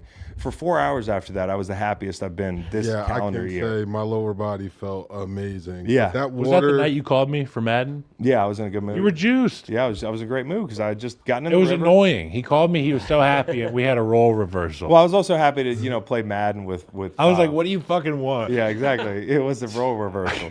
So those are my America's teams, man. Those are my are good, America's Chris. teams. All right, let's hear from Miller Lite before we get to the moments. We gotta. All right, you ready? Commercials during big games have become a huge deal. During the big game, we almost pay. We almost pay. We almost pay. We almost pay. We almost pay. Our mouse is broken. Oh, the mouse is broken. Well, it's good because I know these things off the top of my head. Basically, what do you want me to say in this ad read? I'll freelance it. Talk about how much you love Miller Lite. Oh, I love Miller Lite. Okay, listen. All right, okay. Commercials during the big games have become a huge deal. Let me tell you, during the big game, we almost pay as much attention to the advertisers as we do to the game itself. You know, these ad reads generally are written down and then I read them. They're hard. All right. Instead of running one 30-second commercial during the big game this year, Miller Lite is running 1,000. Literally, friends, family members, random people walking down the street. Miller Lite is turning everyday fans into beer ads. On February 11th, fans will be running with Miller Lite jerseys on. Scan the QR code on the jersey, and you might just get a nice surprise. And that's what Miller Lite is here for, to take your football season, to make your football season taste like Miller time. When you're sitting around with your friends drinking a Miller Lite during those games, you know it's the right call. You know, 4th and 3. What do we do? 3rd and 9. We drink a Miller Go Lite. ball. Yep. Patrick Mahomes. It makes conversation and bonding with friends fun and easy. Miller Lite is the only light beer with a taste worthy of our national obsession. The taste you can depend on. No games, no gimmicks. Just great beer for people who like beer. And so, during the big game this year, if you want free Miller Lite, turn away from the TV, head to MillerLite.com/running of the beer ads to learn more and for your chance to get in on the $50,000 worth of beer money rewards. Wow. And you can pick up some Miller Lite pretty much anywhere they sell beer. Tastes like Miller time. Celebrate responsibly. Miller Brewing Company, Milwaukee, Wisconsin. 96 calories and 3.2 carbs for 12 ounces. Guys, you could be in a commercial. I think that's cool. And you have to think, I was in a Hanes commercial. all these people are going to send in pictures with their QR codes, and then there's somebody that has to go and filter through all those pictures to decide which one's got to. So make it entertaining for these guys. Send in your pictures to the QR code. Tidy whities. No, I was a kid. Dad was in the commercial. We were on a hammock. Remember that? Yeah, it was cool. It was before there were stricter rules on children in This advertising was I didn't get a check for that. and underwear. That was a way long ago thing. Oh, shucks. They wouldn't let me wear underwear, Kyle. You were naked. No, I was in like Hanes socks. Yes. Yeah, you know. Only. Haynes got fire socks. All right, best flight. Best flight. Fire socks. I'll go best flight first. Okay. First off, the Chiefs, but more specifically, the 3rd and 9 go ball to Marquez. Oh, that was Valdes-Scantling. yeah. The way that it flew. Yeah. Just in particular. Uh-huh. Because there was a play in 2018. I don't know if you remember this in the wild card game that you and I played, the double doink game, for those of you at home, where Trubisky had Anthony Miller. We had a pre-snap read where he knew it was going to be one-on-one with no safety up. You guys dialed up pressure, and we had the go ball. We had it, but we didn't make the play. I think it was just out of reach, fingertips of Anthony Miller. That's the Matt Nagy check in that play, and Matt Nagy gets that obviously from Andy Reid, but we saw Andy Reid's group of guys. Are you telling me get it Trubisky right. is letting Matt Nagy down and finally? No, Anthony Miller maybe didn't look over the right shoulder. There's a lot that goes into that, as you know. Yeah, no. MVS got his whole body around, made a great play. And good for him, because, for much of the year, it was like these idiots. And, I was one of those people who was like, come on, guys, you're fucking it up. But they've made the plays. And Patrick, it's just like he's so good that he gives these guys opportunities. He's like, no, trust me. Like, I'm right. Just catch it. Also, just catch it. Rashee Rice becoming a yak guy for them, I mean, that's huge. Them having a guy that can give you that yak, because that's something they've lived off of. low key for a while, and so Best having flight. that guy, best flight, flight 87. Okay. Now I'm going to explain this to you. I was told Should I last know night. this? No, well, yeah, maybe. So American's flight 1989 is scheduled to run twice from Kansas City to Las Vegas on February 9th and February 10th, both departing at 12:30 p.m. local time. And after the game, flight 87 leaves Las Vegas for Kansas City at 12:20 a.m. local time on February 12th. Okay. So Kyle, it was explained to me that 1989 is a Taylor Swift song, Yeah. or it's an album or something. I thought you were going a different direction. No, that's a flight. But flight 87 on the way back, I think that's going to be a good flight. I've told you what I think probably happens in that game. I think flight 87 is going to be a lot of fun for Chiefs fans. And if you think about getting on a flight the day you won the Super Bowl, you got to be shithouse. That flight is going to be incredible. Or it's going to be like A lot of people a will have hellscape. missed that flight. Best a or lot worst of people missed that flight. A lot of people miss that flight. And I'll say this. It's hard to leave Vegas. That like, at Kansas night. City airport, they've made a lot of improvements there. And I think it's funny that a football team can have that effect on the infrastructure of a city. Of a and nation. A country. I mean, and Taylor Swift what's her fucking GDP? She is a nation. Yeah, So she is a nation. This whole thing is Yeah. it's a lot of good. What's her GDP? I don't know. A lot of good numbers. Yeah. A lot of good numbers. So, worst flight for me, it's Dan Campbell. How many countries have a lower GDP than Taylor Swift? I don't know. It's worth a Google. At least 10. Okay. It's worth a Google. Okay. Let's just say Taylor Swift could probably start her own civilization off planet. Swifty. All right. Worst flight. Dan Campbell. Her tour this summer generated more revenue than the GDP of 35 countries combined. Chris looked up like, what the fuck? That's This insane. this summer, 53% Start of adults listening in to the the United music. States It's pretty impressive. consider themselves Swift fans. Her tour alone set to earn $1 billion in ticket sales and contribute $5.7 billion to the U.S. economy. So when America dominates, we got no problem. But when Taylor Swift dominates, it's like we can't have that. You know, she's just That's why she said, it's me.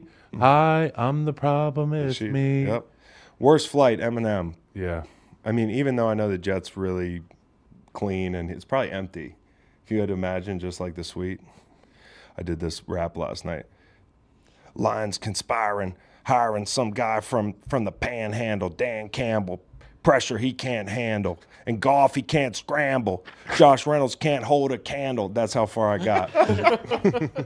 But if I was Eminem, I would make a song. And it'd be the best song that he's put out in a Just while. an angry. Just It would be like the new. a Detroit. It would be the new. Just a reaction to that game. He should really, Eminem Diss track. should really do a track where he's not necessarily dissing his own team, but like just summarizing the game. There's a He did it there's a dude that goes viral that's from Detroit, and he's a huge Detroit fan. He's been doing it every week with just the wins and losses. Yeah. And I'm excited to see his video because he's a super Detroit fan. Yeah. And he, like, even when they've lost and done things bad, he raps and he does really well. Yeah. Like with doing the analogies. You and got different, to. and different That's a real puns and niche, stuff. man. It By the really way, is. after I read it, it kind of reminds me of Chris D'Elia. Yeah. Because Oh my he God. did a really good Eminem. Go ahead. So I'm not Yeah, trying yeah. to step on his turf, but like The four-door porch. I can't even do it like he was doing it. But this is Eminem could have spent. Chris the D'Elia flight. also does a podcast with his brother. Does he? Yeah. Well, that's interesting. It's good. Is his brother enormous? No, they I've look. seen- I've they- actually they- seen it. They look They look- cartoonishly alike. But separate. Yeah. Yeah. Okay, we're going Bevel Conway. Yes. I'm going first, I guess. Bevel Mm-hmm. Conway is going to be Chiefs Ravens. The thing that I appreciated about that matchup was it was rainy, it was nasty, we had all that stuff, but the playing surface was good. We didn't see guys on the ground. That's the way football's meant to be played, outdoors in the winter months, meaningful football. Shout out to the Baltimore Ravens field crew. Great job, Bevel Conway. I'm gonna go Bevel Conway the PM game. I felt like, inevitably during the playoffs you could be stuck inside for a while and not even realize it. Like we don't have any windows really per se up here, and we're locked into that first cage match and hadn't been outside. And then they put on TV. There's just vitamin D coming through the screen. Feels good. I feel like we actually got vitamin D through the screen. It was so beautiful. I want to say candlestick. It's but the Rose Bowl Levi. effect. Yeah, it's that Bay Area air dude. It looks different on TV. It's California. The grass looks different. Barry Sanders' electric blue, blazer looked awesome. The shot of the stadium, even though I'm a Candlestick guy, facing north, like looking at one of those salt ponds behind there, and you've got San Francisco way off in the distance. The smoke from the fireworks, like it was a gorgeous shot. The uniforms, dude, it was awesome. They're classic. It was awesome. Classic. So anti-Bevel Conway. I hated the taunting, Chris. I hated the taunting a lot. Here's why. Imagine a world where every kid behaved like that. Mm-hmm. Where every time that you were a good guy that spent some time down at the school or the team, you give your time and kids are behaving like that. Imagine trying to be a kid competing in the environment where you get shown up by your peers if you maybe don't do as well as them in a game. I understand that in life there's winners and losers. I understand that in football there's winners and losers. I understand celebrating with your team, and Nate is prepping his rifle to shoot back here. But I think that it's bad for ball if you're taunting like that. What is the difference? What is your difference between taunting and celebrating a good play? If you directed at the get up after you make a play directed at and the opponent. Snead tackles you and you get up and you go towards your guys and you fist pump and you slam the ball, that's awesome. First down, all that stuff. Flex, do that. Hit one of the options. That's on what Madden. that's what I want to see. I want to see people First down, celebrate. dance. But what you don't do is you turn your celebration doing the into a first down- degradation of somebody else. Hold on. So doing the first down and looking at someone while you're doing that, that's not taunting? Well, what are you arguing? I'm just That's the better question. I'm arguing the Usually fact- that question is because is a like dead if you end. don't I if think you don't shoving if a you player don't while like he's taunting, down, if you I don't think like throwing a taunting, ball how at a do you player- how do you like celebrating? Because realistically, when you're With your celebrating, teammates? Well, he you're just doing told you the some difference. you're doing some sort of taunting to the other team. Here, I'm not anti. Like I like shit talk. I like all that I stuff. think we all too. do. But what? We can't pick and choose. I'm But saying we nobody's can't. picking and choosing. I'm saying we can't Is pick he and picking choose. and choosing?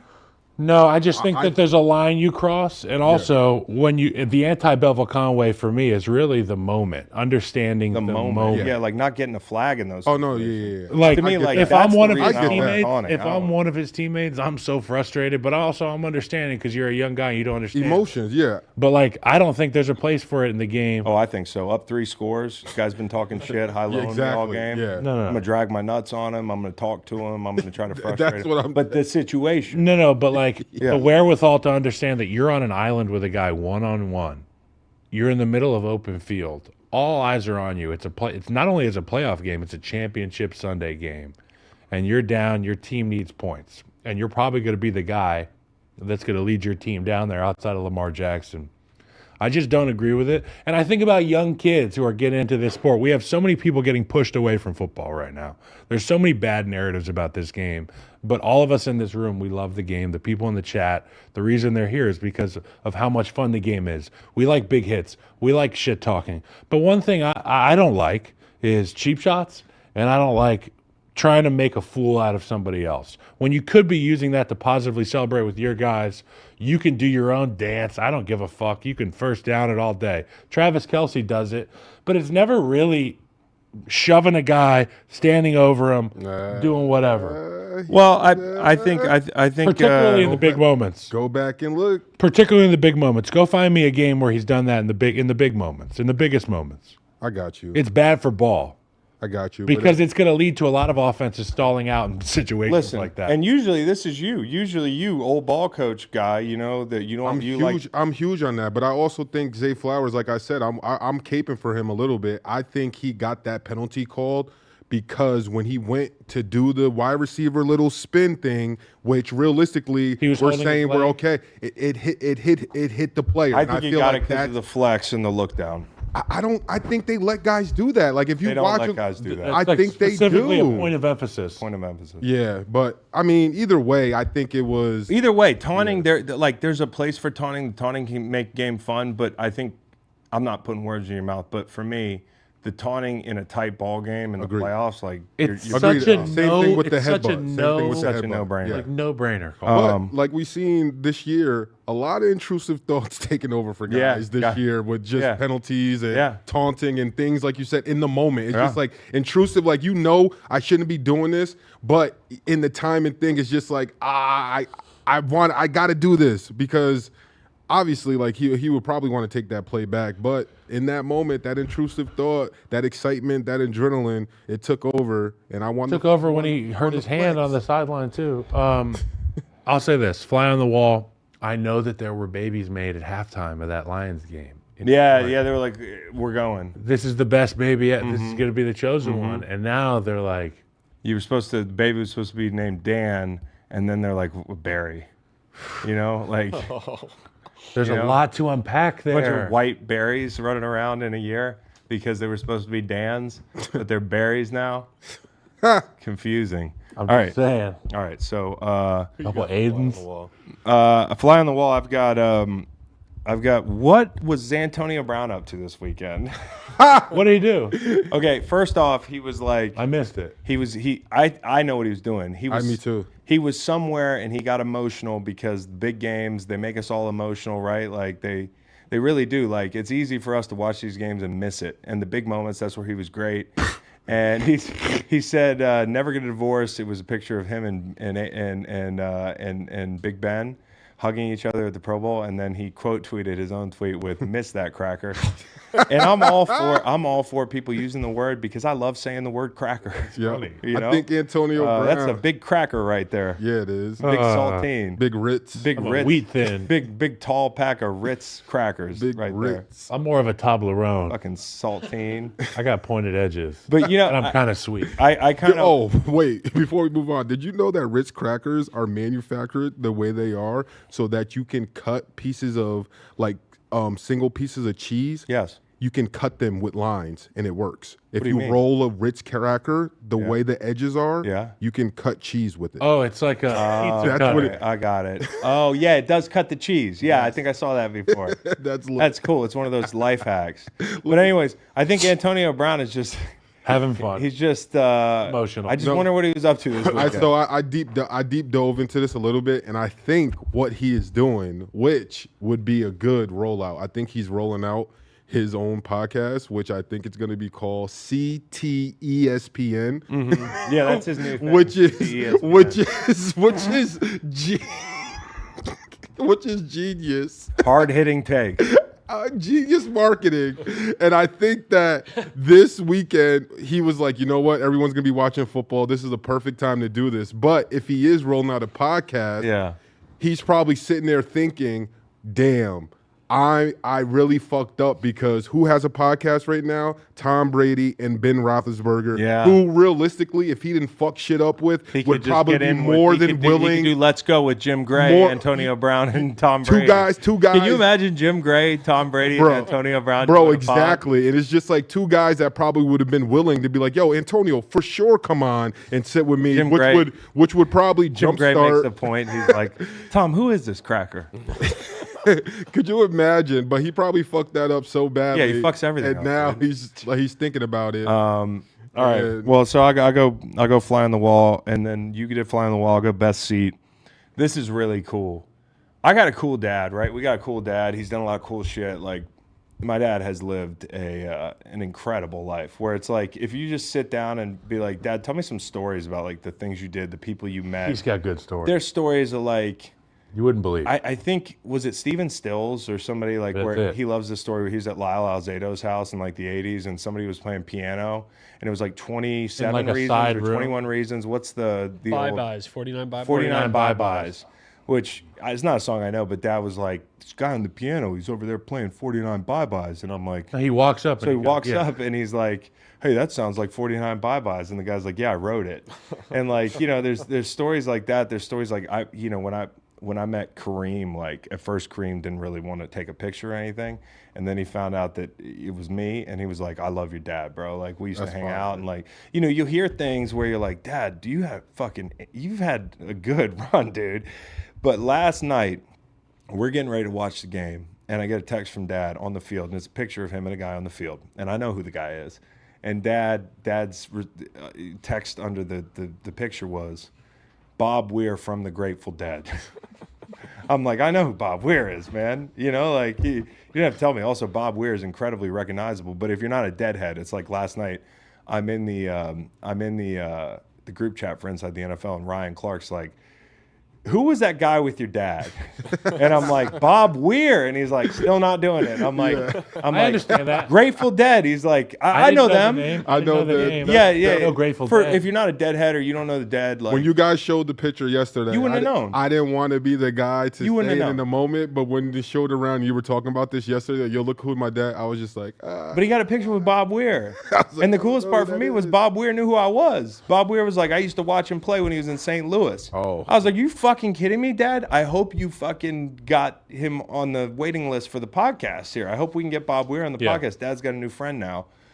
Well, they talked for supposedly like a couple minutes, and Bob Weir was like a football guy, like new football. Football guy. You know, which is really cool. So Still was football hey, guy- Also wrote a lyric to Black Throated Wind that defines you. I left St. Louis, city of blues, in the midst of a storm I'd most rather forget. Oh, Bob Weir, dude. And Bob it- Weir needs to come on the show and talk about that. In addition to Bob Weir being a football guy, so was Steven Stills. Browns fan. So Steven Stills, like you said, he would go to these parties and get to know these guys, but really Steven Stills had an angle. He was Yeah. like, "Get me a media pass." Right. Yeah. This is crazy. So Steven Stills got a disguise. I think it was like some cheap glasses and a mustache and a media pass from one of the Raiders, and would go in during open locker room and interview guys because he enjoyed sports so much, and I guess he enjoyed journalism. Is as that well. incredible or what? And the guys would keep it together and answer his questions.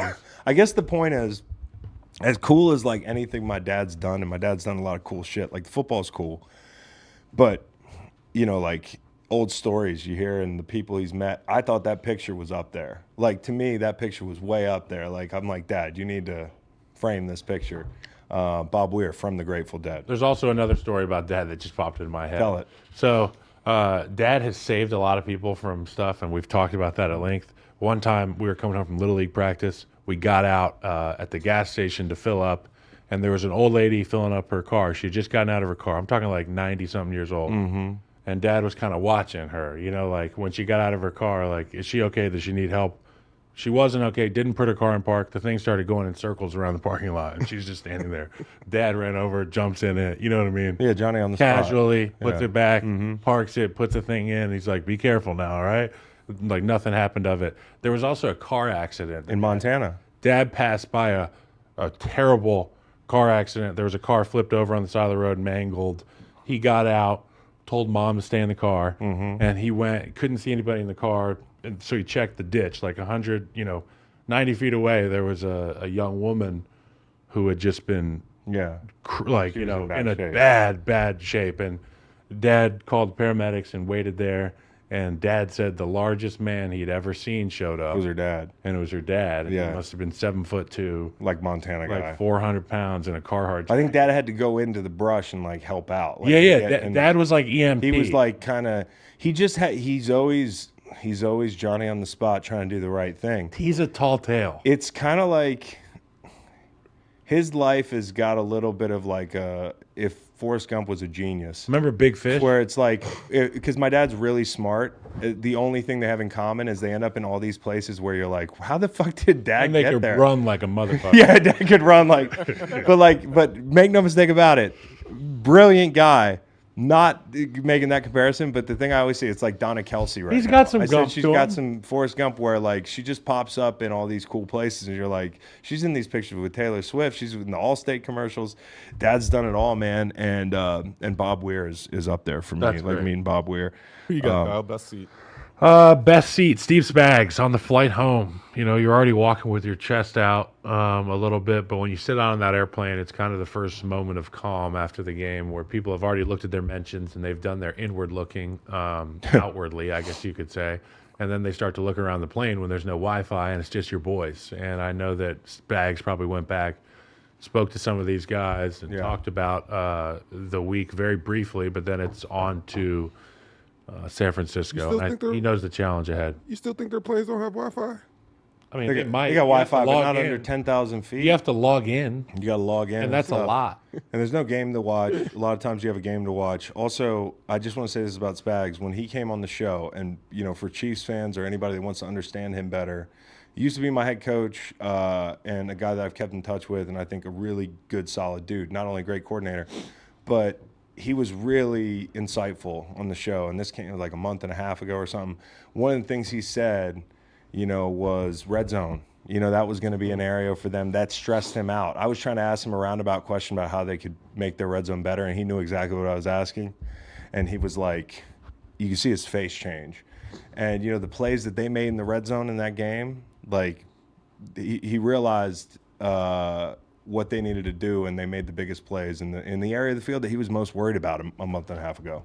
So that's my best seat. You guys talked about L'Jarius Sneed a good amount too, which came through. Yeah, Sneed, huge. I mean, huge. Assassin. Omenihu, we talked about Omenihu. Omenihu was a big part of that game early.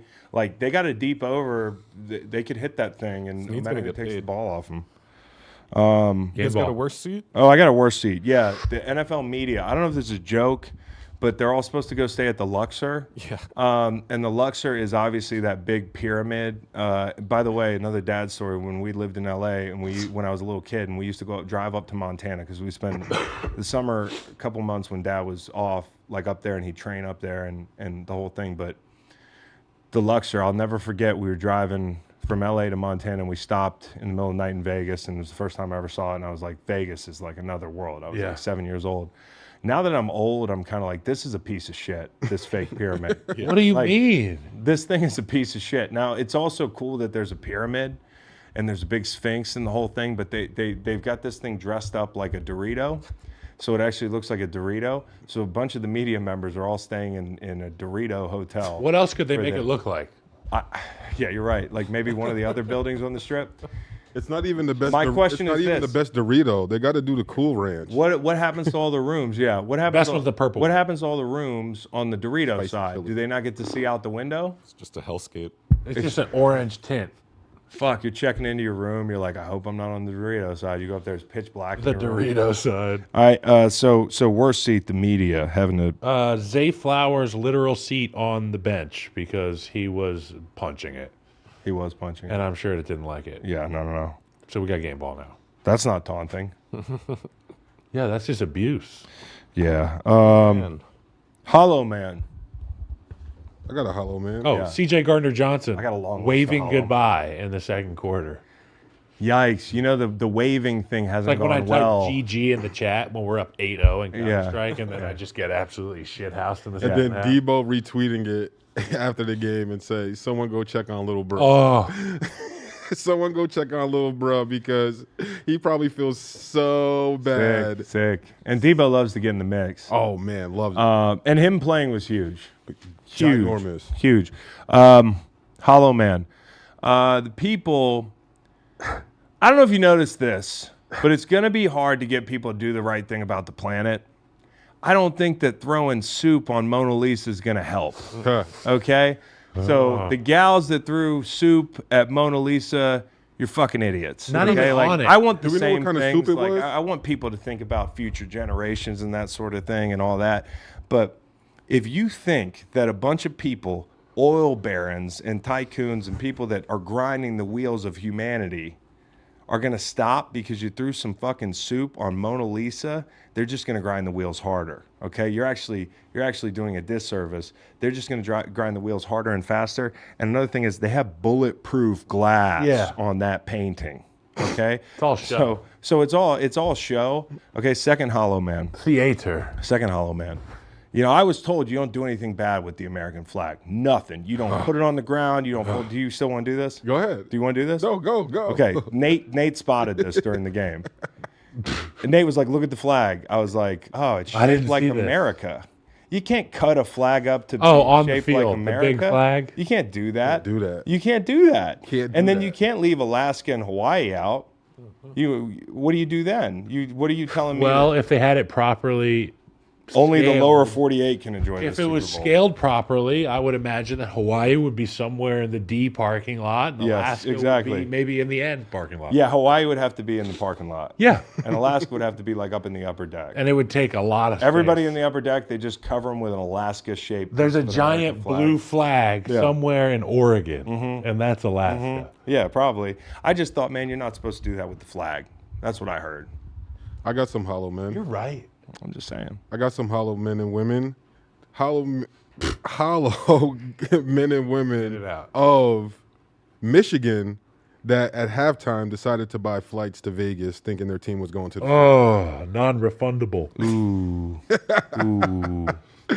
Do you just suck it up and take a trip to Vegas anyway? If you end up getting tickets? Yeah, you go to Vegas.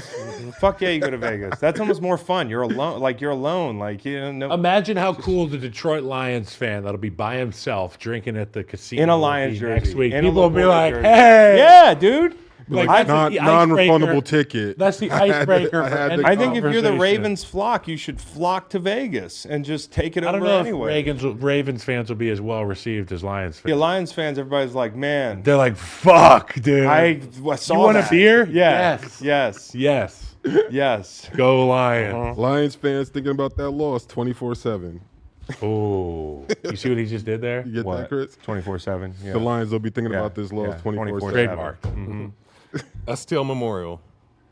STL Memorial. That's got to be, for me, it's got to be Nick Allegretti, right? Yeah, Nick Allegretti's a great one. Nick Allegretti, a guy who's in his first year of being a dad. He's got twins. And you know how being a dad is? It's tough that first year of football, I'd imagine. I've never done it as a pro athlete and a dad, but he's got a lot going on. And then your guy, your all-pro left guard, Joe Tooney, goes down with a pec, and you're thrust into the starting role at left guard. Now, granted, you had some reps against Buffalo. One thing that we've talked about at length is Nick Allegretti has been on all these runs with Andy Heck and Patrick Mahomes.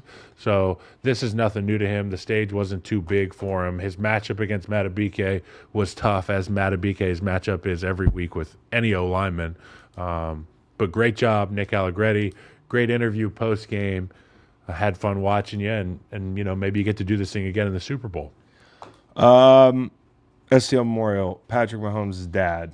He's one of my favorite extras in the movie that is. And Bevel Conway, and Game Ball. Dude, I love this guy. Smoking on that Todd Monken pack, dude. He fucking smoking on that Harbaugh pack. I played golf with him one time How cool was it? in Hawaii. How cool was it? He was like the chillest, Just motherfucker. normal. Like the most normal guy. And our Venn diagram intersected obviously in baseball. He was a major he's a league baseball guy, player. yeah. So he was like asking me all these questions the whole Is he time. the coolest Major League Baseball player of all time? There's a lot of looks them. like- I know, but this guy's cool, dude. He's on him. Patrick Mahomes' dad is cool, and you know what's cool about him? He said, "I don't want to sit with Taylor Swift and everybody." And everybody was like making a big deal out of it. And it Well, happened. imagine that. The guy fucking wanted to sit where he wanted to sit. He wanted to sit with his daughter-in-law in the suite that's not on TV the whole game. He That's wanted fine. to sit with people that weren't making it seem like it was a huge surprise his son was making plays. Right. He was offended Like, yeah, by no. people celebrating because Because it's just the way it he's was. like, It's like, bro, like you don't watch football? Like we know this is gonna happen. I Like, want to have relax. Patrick Mahomes' dad on this podcast, Kyle. I mean, I think we can make it we happen. make it happen? I think we can make it happen because, he's a good guy and he's a football fan. We just ask him about That's what we like when here. did you know? Good guy / football Talk to fan. me about baseball. Talk to me about going to the game. Because we have a dad who is always like, I knew when. So Patrick Mahomes' dad, and what's his name? So I can Patrick Mahomes It's Sr. Patrick Mahomes Sr. Patrick Mahomes Sr. Patrick He Mahomes goes by Sr. Pat Mahomes. Pat. Oh, he's Pat. He's Patrick. Pat. Pat Mahomes. I want to get you on the show. Okay, we think you're the best. All right. Viral moment of the week. Game ball Oh, first. game ball. I'm giving my game ball to the 49ers owner, Jed York. 2017, he got interviewed. He asked if he should. They asked him if he should be dismissed after he fired a head coach for the third straight year. To which he said, "I own this team. You don't dismiss owners." That's then- pretty good. He then went on to hire John Lynch, Kyle Shanahan, and the rest is history. I'll give one off the beaten path a little bit. It'd be easy to give it to Patrick or one of the quarterbacks or Brock, but I'm giving it to Spags. I thought that was the biggest. It's not even a hot take. That was the biggest. I mean, that was the biggest domino when you look at the Final Four. Is he the best defensive coordinator in big games ever? Of our generation? I mean, Bill Belichick, but Spags, if you want to look at just a pure defensive coordinator who's made his money in these big moments, yeah, multiple places, he's up there, if not the one. Game ball to the script makers. They did a great job the entire year. They threw us off. The play from the start of the year was Travis Kelce and Taylor Swift. They threw the whole logo color thing in there to throw us all off to think that they weren't going to make it. So we was fixating on that. And then, what do you know? Lo and behold, we got... But why would the script want the Lions not in the game? I don't think Detroit's ready. Get back to us. Just get You got back 2 to us. weeks. They're not marked. Honestly, Yeah. probably because they probably don't buy enough merch. And they're not marketable enough. People at home, take your tinfoil hats off and realize that, and there's still people trying to make this happen with the colors thing. You guys are fucking. Can I change gears okay, for a second? how about this? You think Usher tries to get a little collab with Taylor for the halftime? You think that's too much, or you think Why? it's like, There's always. huh? Why? What's the deal? What am I missing with the Usher thing? He's he doing performing? a halftime performance. Oh, he's doing. Yeah, then I would hope they collab.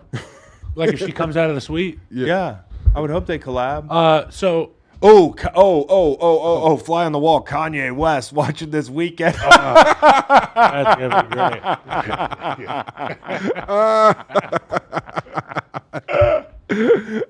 Yo, I don't think. What an idiot. That's your thought leader. Okay. What is this previous slate of games? Bunch of white kids in vans. Does this change anything for you moving forward if you're Ryan Poles watching the quarterback play from this past weekend? I think the Jordan Love thing at first made me worry, right? You're like, damn, we got to beat this guy in division, but he's not quite there yet. Like he's a damn good player. I don't know that watching any of this, because if you're in the NFC, you're going to tell me if you improve your roster that you can't beat, Jared Goff. You've already done that. Chicago did it. Purdy. I mean, like you can do that if your team's good enough. So I guess like part of it for me is like, hey, but now the other hand of it is if you do a scratch lotto ticket and fucking play Russian roulette in the first 5 picks or the first pick, and you get a Mahomes on the offhand chance that he's Patrick Mahomes, you're in the NFC with Patrick Mahomes. So there's 2 ways to look at it. I tend to look at it just fundamentally like if you're an NFC team, think about building your roster, because that's how those 2 teams got there. When there's a void, And that's how the Lions elite were winning special early. quarterbacks, you can win with a great team and a good quarterback.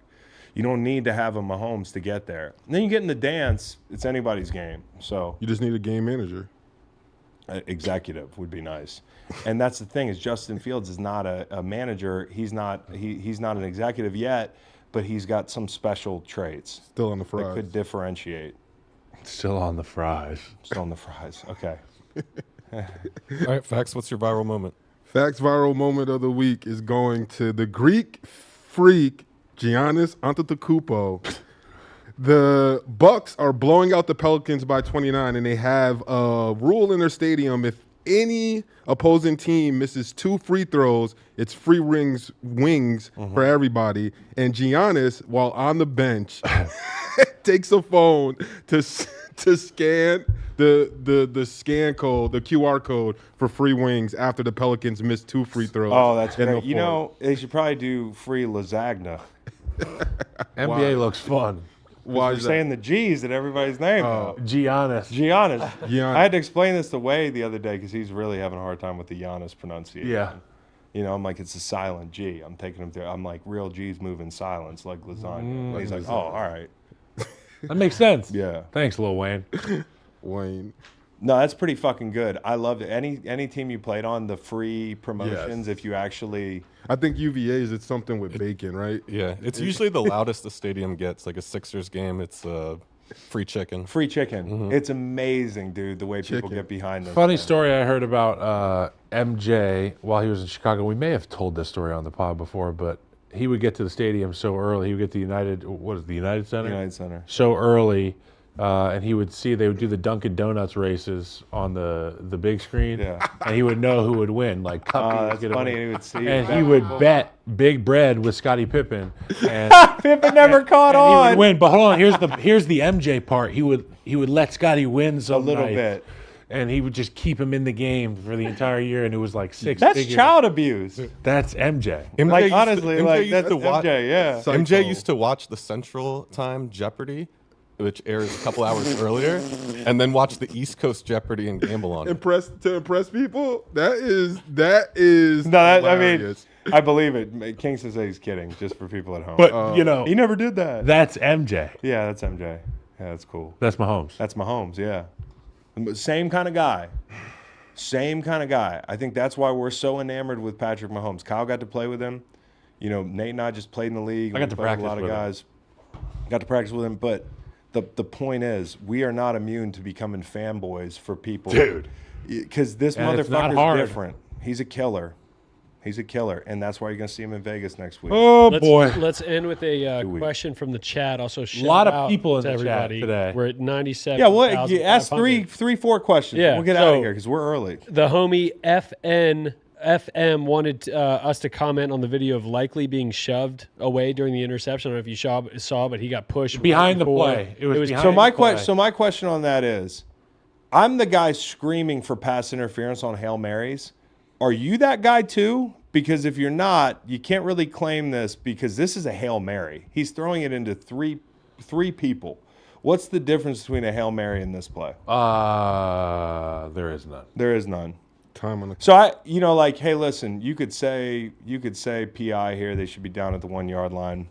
I also could say why I think, look, it's physically why are you impossible for throwing the likely. ball? It's unlikely for Isaiah to turn around and catch that football, even if he's on a. You can make an argument though if they get that play, maybe they lose 17-14. Or Right. 17 something. I don't know. They still lose. They still lose. I don't know. And so also from that game, we had the viral moment before Yep. Justin Tucker kicking, Yeah. and Travis Kelce, Patrick Mahomes not letting him do his So warm-up. this is a part of the Launching field. This helmets. is a part of the. So for NFL fans, there's stages to the deployment of athletes onto the field before the game. An hour before the game, they say kickers, quarterbacks, whatever, returners, they go out there and they do their skill guy thing, and the quarterbacks get their arms warmed up. But here you see obviously some territorial dispute, and people were bent out of shape about this thing. I don't know if they were just fucking around with Justin Tucker. and even That's though a couple we- goats right Yeah, there. but even though we played, No, I think he's I'm actually unsure. Maybe you guys know what are the rules and ramifications. I'd have to talk to a special teams guy. of like how much field you're allotted. I was like, getting to the is this D-lineman, 50 O-lineman, yard? last ones to come Is out. this Yes. 50 yard ours and that 50 yard yours, or how are we I doing think there's this? probably some sort of understanding and hey, it's just etiquette. It's Yeah. a little bit gray in some areas. Now, I combed the mentions to see if former players were talking about it, and there were some guys that were like, yeah, he's in a little bit of a funky spot there. They're Yeah. trying to work out.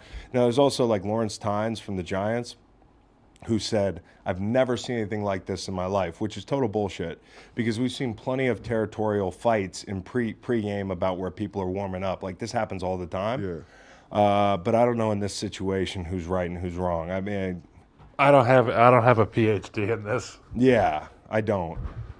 Next. Chris, you'll like this one. Shane wants to know, is it just me or is Steven Jackson supremely underrated? Steven Jackson's super underrated. He walked so Derrick Henry could run. And, you talking about somebody looked up the basketball player. I like all the smoke. But Steven Jackson is one of those players that you could argue that he shouldn't be in the conversation for the Hall of Fame based on the body of work. But he's just one of the countless players that the context around them affected how they're thought of in their career because he was running into loaded boxes his whole damn career on bad teams, and he still managed to separate himself as one of the best of the generation. He's a great dude. I'm hoping to see him at the Super Bowl. He literally was like the Brahma Bull out there, dude. Just breathing fire. You just got out of the fucking way. That was your offense. It was Steven Jackson. Yeah. And the last one, a couple folks wanted to know, Lions made it to the NFC Championship this year. Packers also Who's made it a to the playoffs. surprise team? Give us a surprise team. Also, NFC North champion next year. Will it be one of the Packers or the Lions? I don't want to. I can't say who's going to win that division yet because somebody's going to hold it to me, and I might pick something different in 6 months once you know who's up for being re-signed, the whole Go, thing. So Pack, go. if you're looking at who's a surprise team in the NFC next year, let's see. I mean, the problem is a lot of these teams were peaking late in the year. Cardinals. The Packers could be one. The Cardinals could make a jump, right?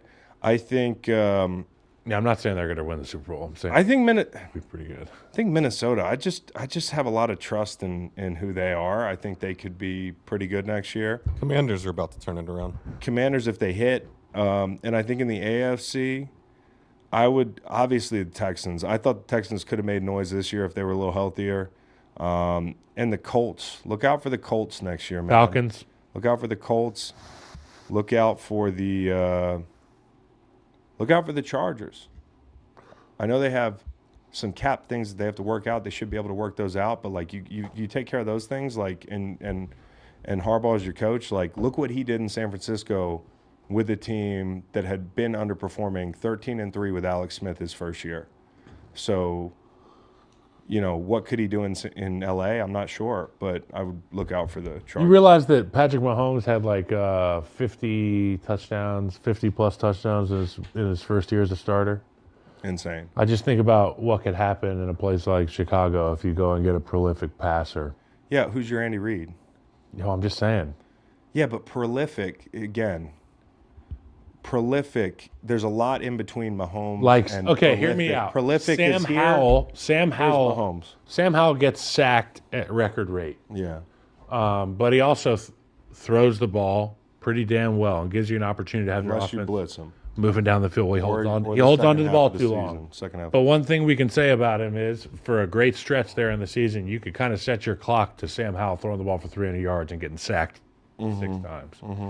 If you get a guy who can put your offense in position to move down the field at a big clip, boom, boom, boom, boom, boom, I just think you have a better chance to win. If you draft Sam Howell, they will run you out of that city. I'm not drafting Sam Howell. I know, but that's the example. Well, I'm giving you the bottom tier. You were trying to go the Mahomes thing, and I wasn't going to do that. Well, all I'm saying is, because I think that's disrespectful. all I'm saying is the people keep saying, I'm fine if somebody wants to say draft a quarterback at that position. But if you lead with the argument you got to go get a Mahomes, I would say, well, then What if the I'm going to Vikings- fly home from work. What if the I'm going to Vikings go outside, trade in division? I'm going to leave my keys here, and I'm going to take off from the second-story patio and just fly home. What if the Because Vikings that's trade just as Justin likely as Jefferson finding a second Patrick Mahomes. for Caleb Williams? I know you to like the this Bears? Jefferson thing. I think you sent Jefferson to the Bears to go get Caleb Williams, and then you got guys in that building who can make plays. Hey, listen, if you go get a really good quarterback, you still might end up getting beat by Patrick Mahomes. That's the thing I that just sucks say about playing in the NFL right now. it's an equation that's a multi-planar discussion. Where are you as a team? How many assets can you accrue by opting out of the decision? How good can your team be? What conference are you in? You know what I'm saying? Well, we're saying who's going to win the NFC North. So I'm saying I think that with Jordan Love not with as the the Ra- quarterback no. of the Green Bay Packers and that unit continuing to get more mature together and on the same page, it's going to be hard to keep up with an offense like that unless you can throw the damn football around the yard with a confidence that I just don't see. But they already beat with the some of these Lions teams. with Justin Fields. I get that. Yeah. But I'm talking about the Packers. Yeah, I mean, I think you can beat the Packers if you improve. Now, here's the counterpoint. It's the Packers. Here's the It counterpoint. was always the Packers. You're painting a Mahomes rookie year thing. Even if he's half of who Mahomes is or 3/4, that's still pretty good, right? It was Mahomes' first year starting, not rookie Where's year. your Andy Reid? You don't have the Andy Reid. And guess who's going to start next year if they trade Justin Fields away? I have questions. I have questions about some of the moves. It's just a minefield. That's all I'm saying. The OC, the DC, like Yeah. we said, it was a lateral move, right? Yeah. That was, and I quote Matt, it was a lateral move for Waldron. No, I don't think it was a lateral move. I think the scheme can look on the surface like the scheme that they've been running, but Waldron has had success with multiple quarterbacks. So I do think they put themselves in the right position, but, the QB thing, we'll see. Hey, Thank guys. you. We're really close to 10,000 or 100,000 subscribers, not 10,000. That was like fucking a long time ago. 100K. All right, we're close to 100K. So go out and tell about 2,500 people or 250 people. Tell them. If you We need 2,402 more people. I know a lot of you out there have multiple Google IDs. Subscribe twice. Let's go. subscribe twice. And hey, thanks for hanging out all year. Yep. It's 21 weeks, right? Yeah, We did, dude. Thank you Flew guys. by. Hey, Yeah. really, and we'll be at the Super Bowl. Serious thanks to the people that populate this chat every week. I know we've had our moments, and I can be kind of prickly, and like some of you guys can be assholes sometimes, but I really do love every fan that comes on here and argues or says we're wrong or the whole thing. Like, I hope you stay with us, man, because we're trying to build something and you guys are a big part of it. Appreciate y'all. Much love.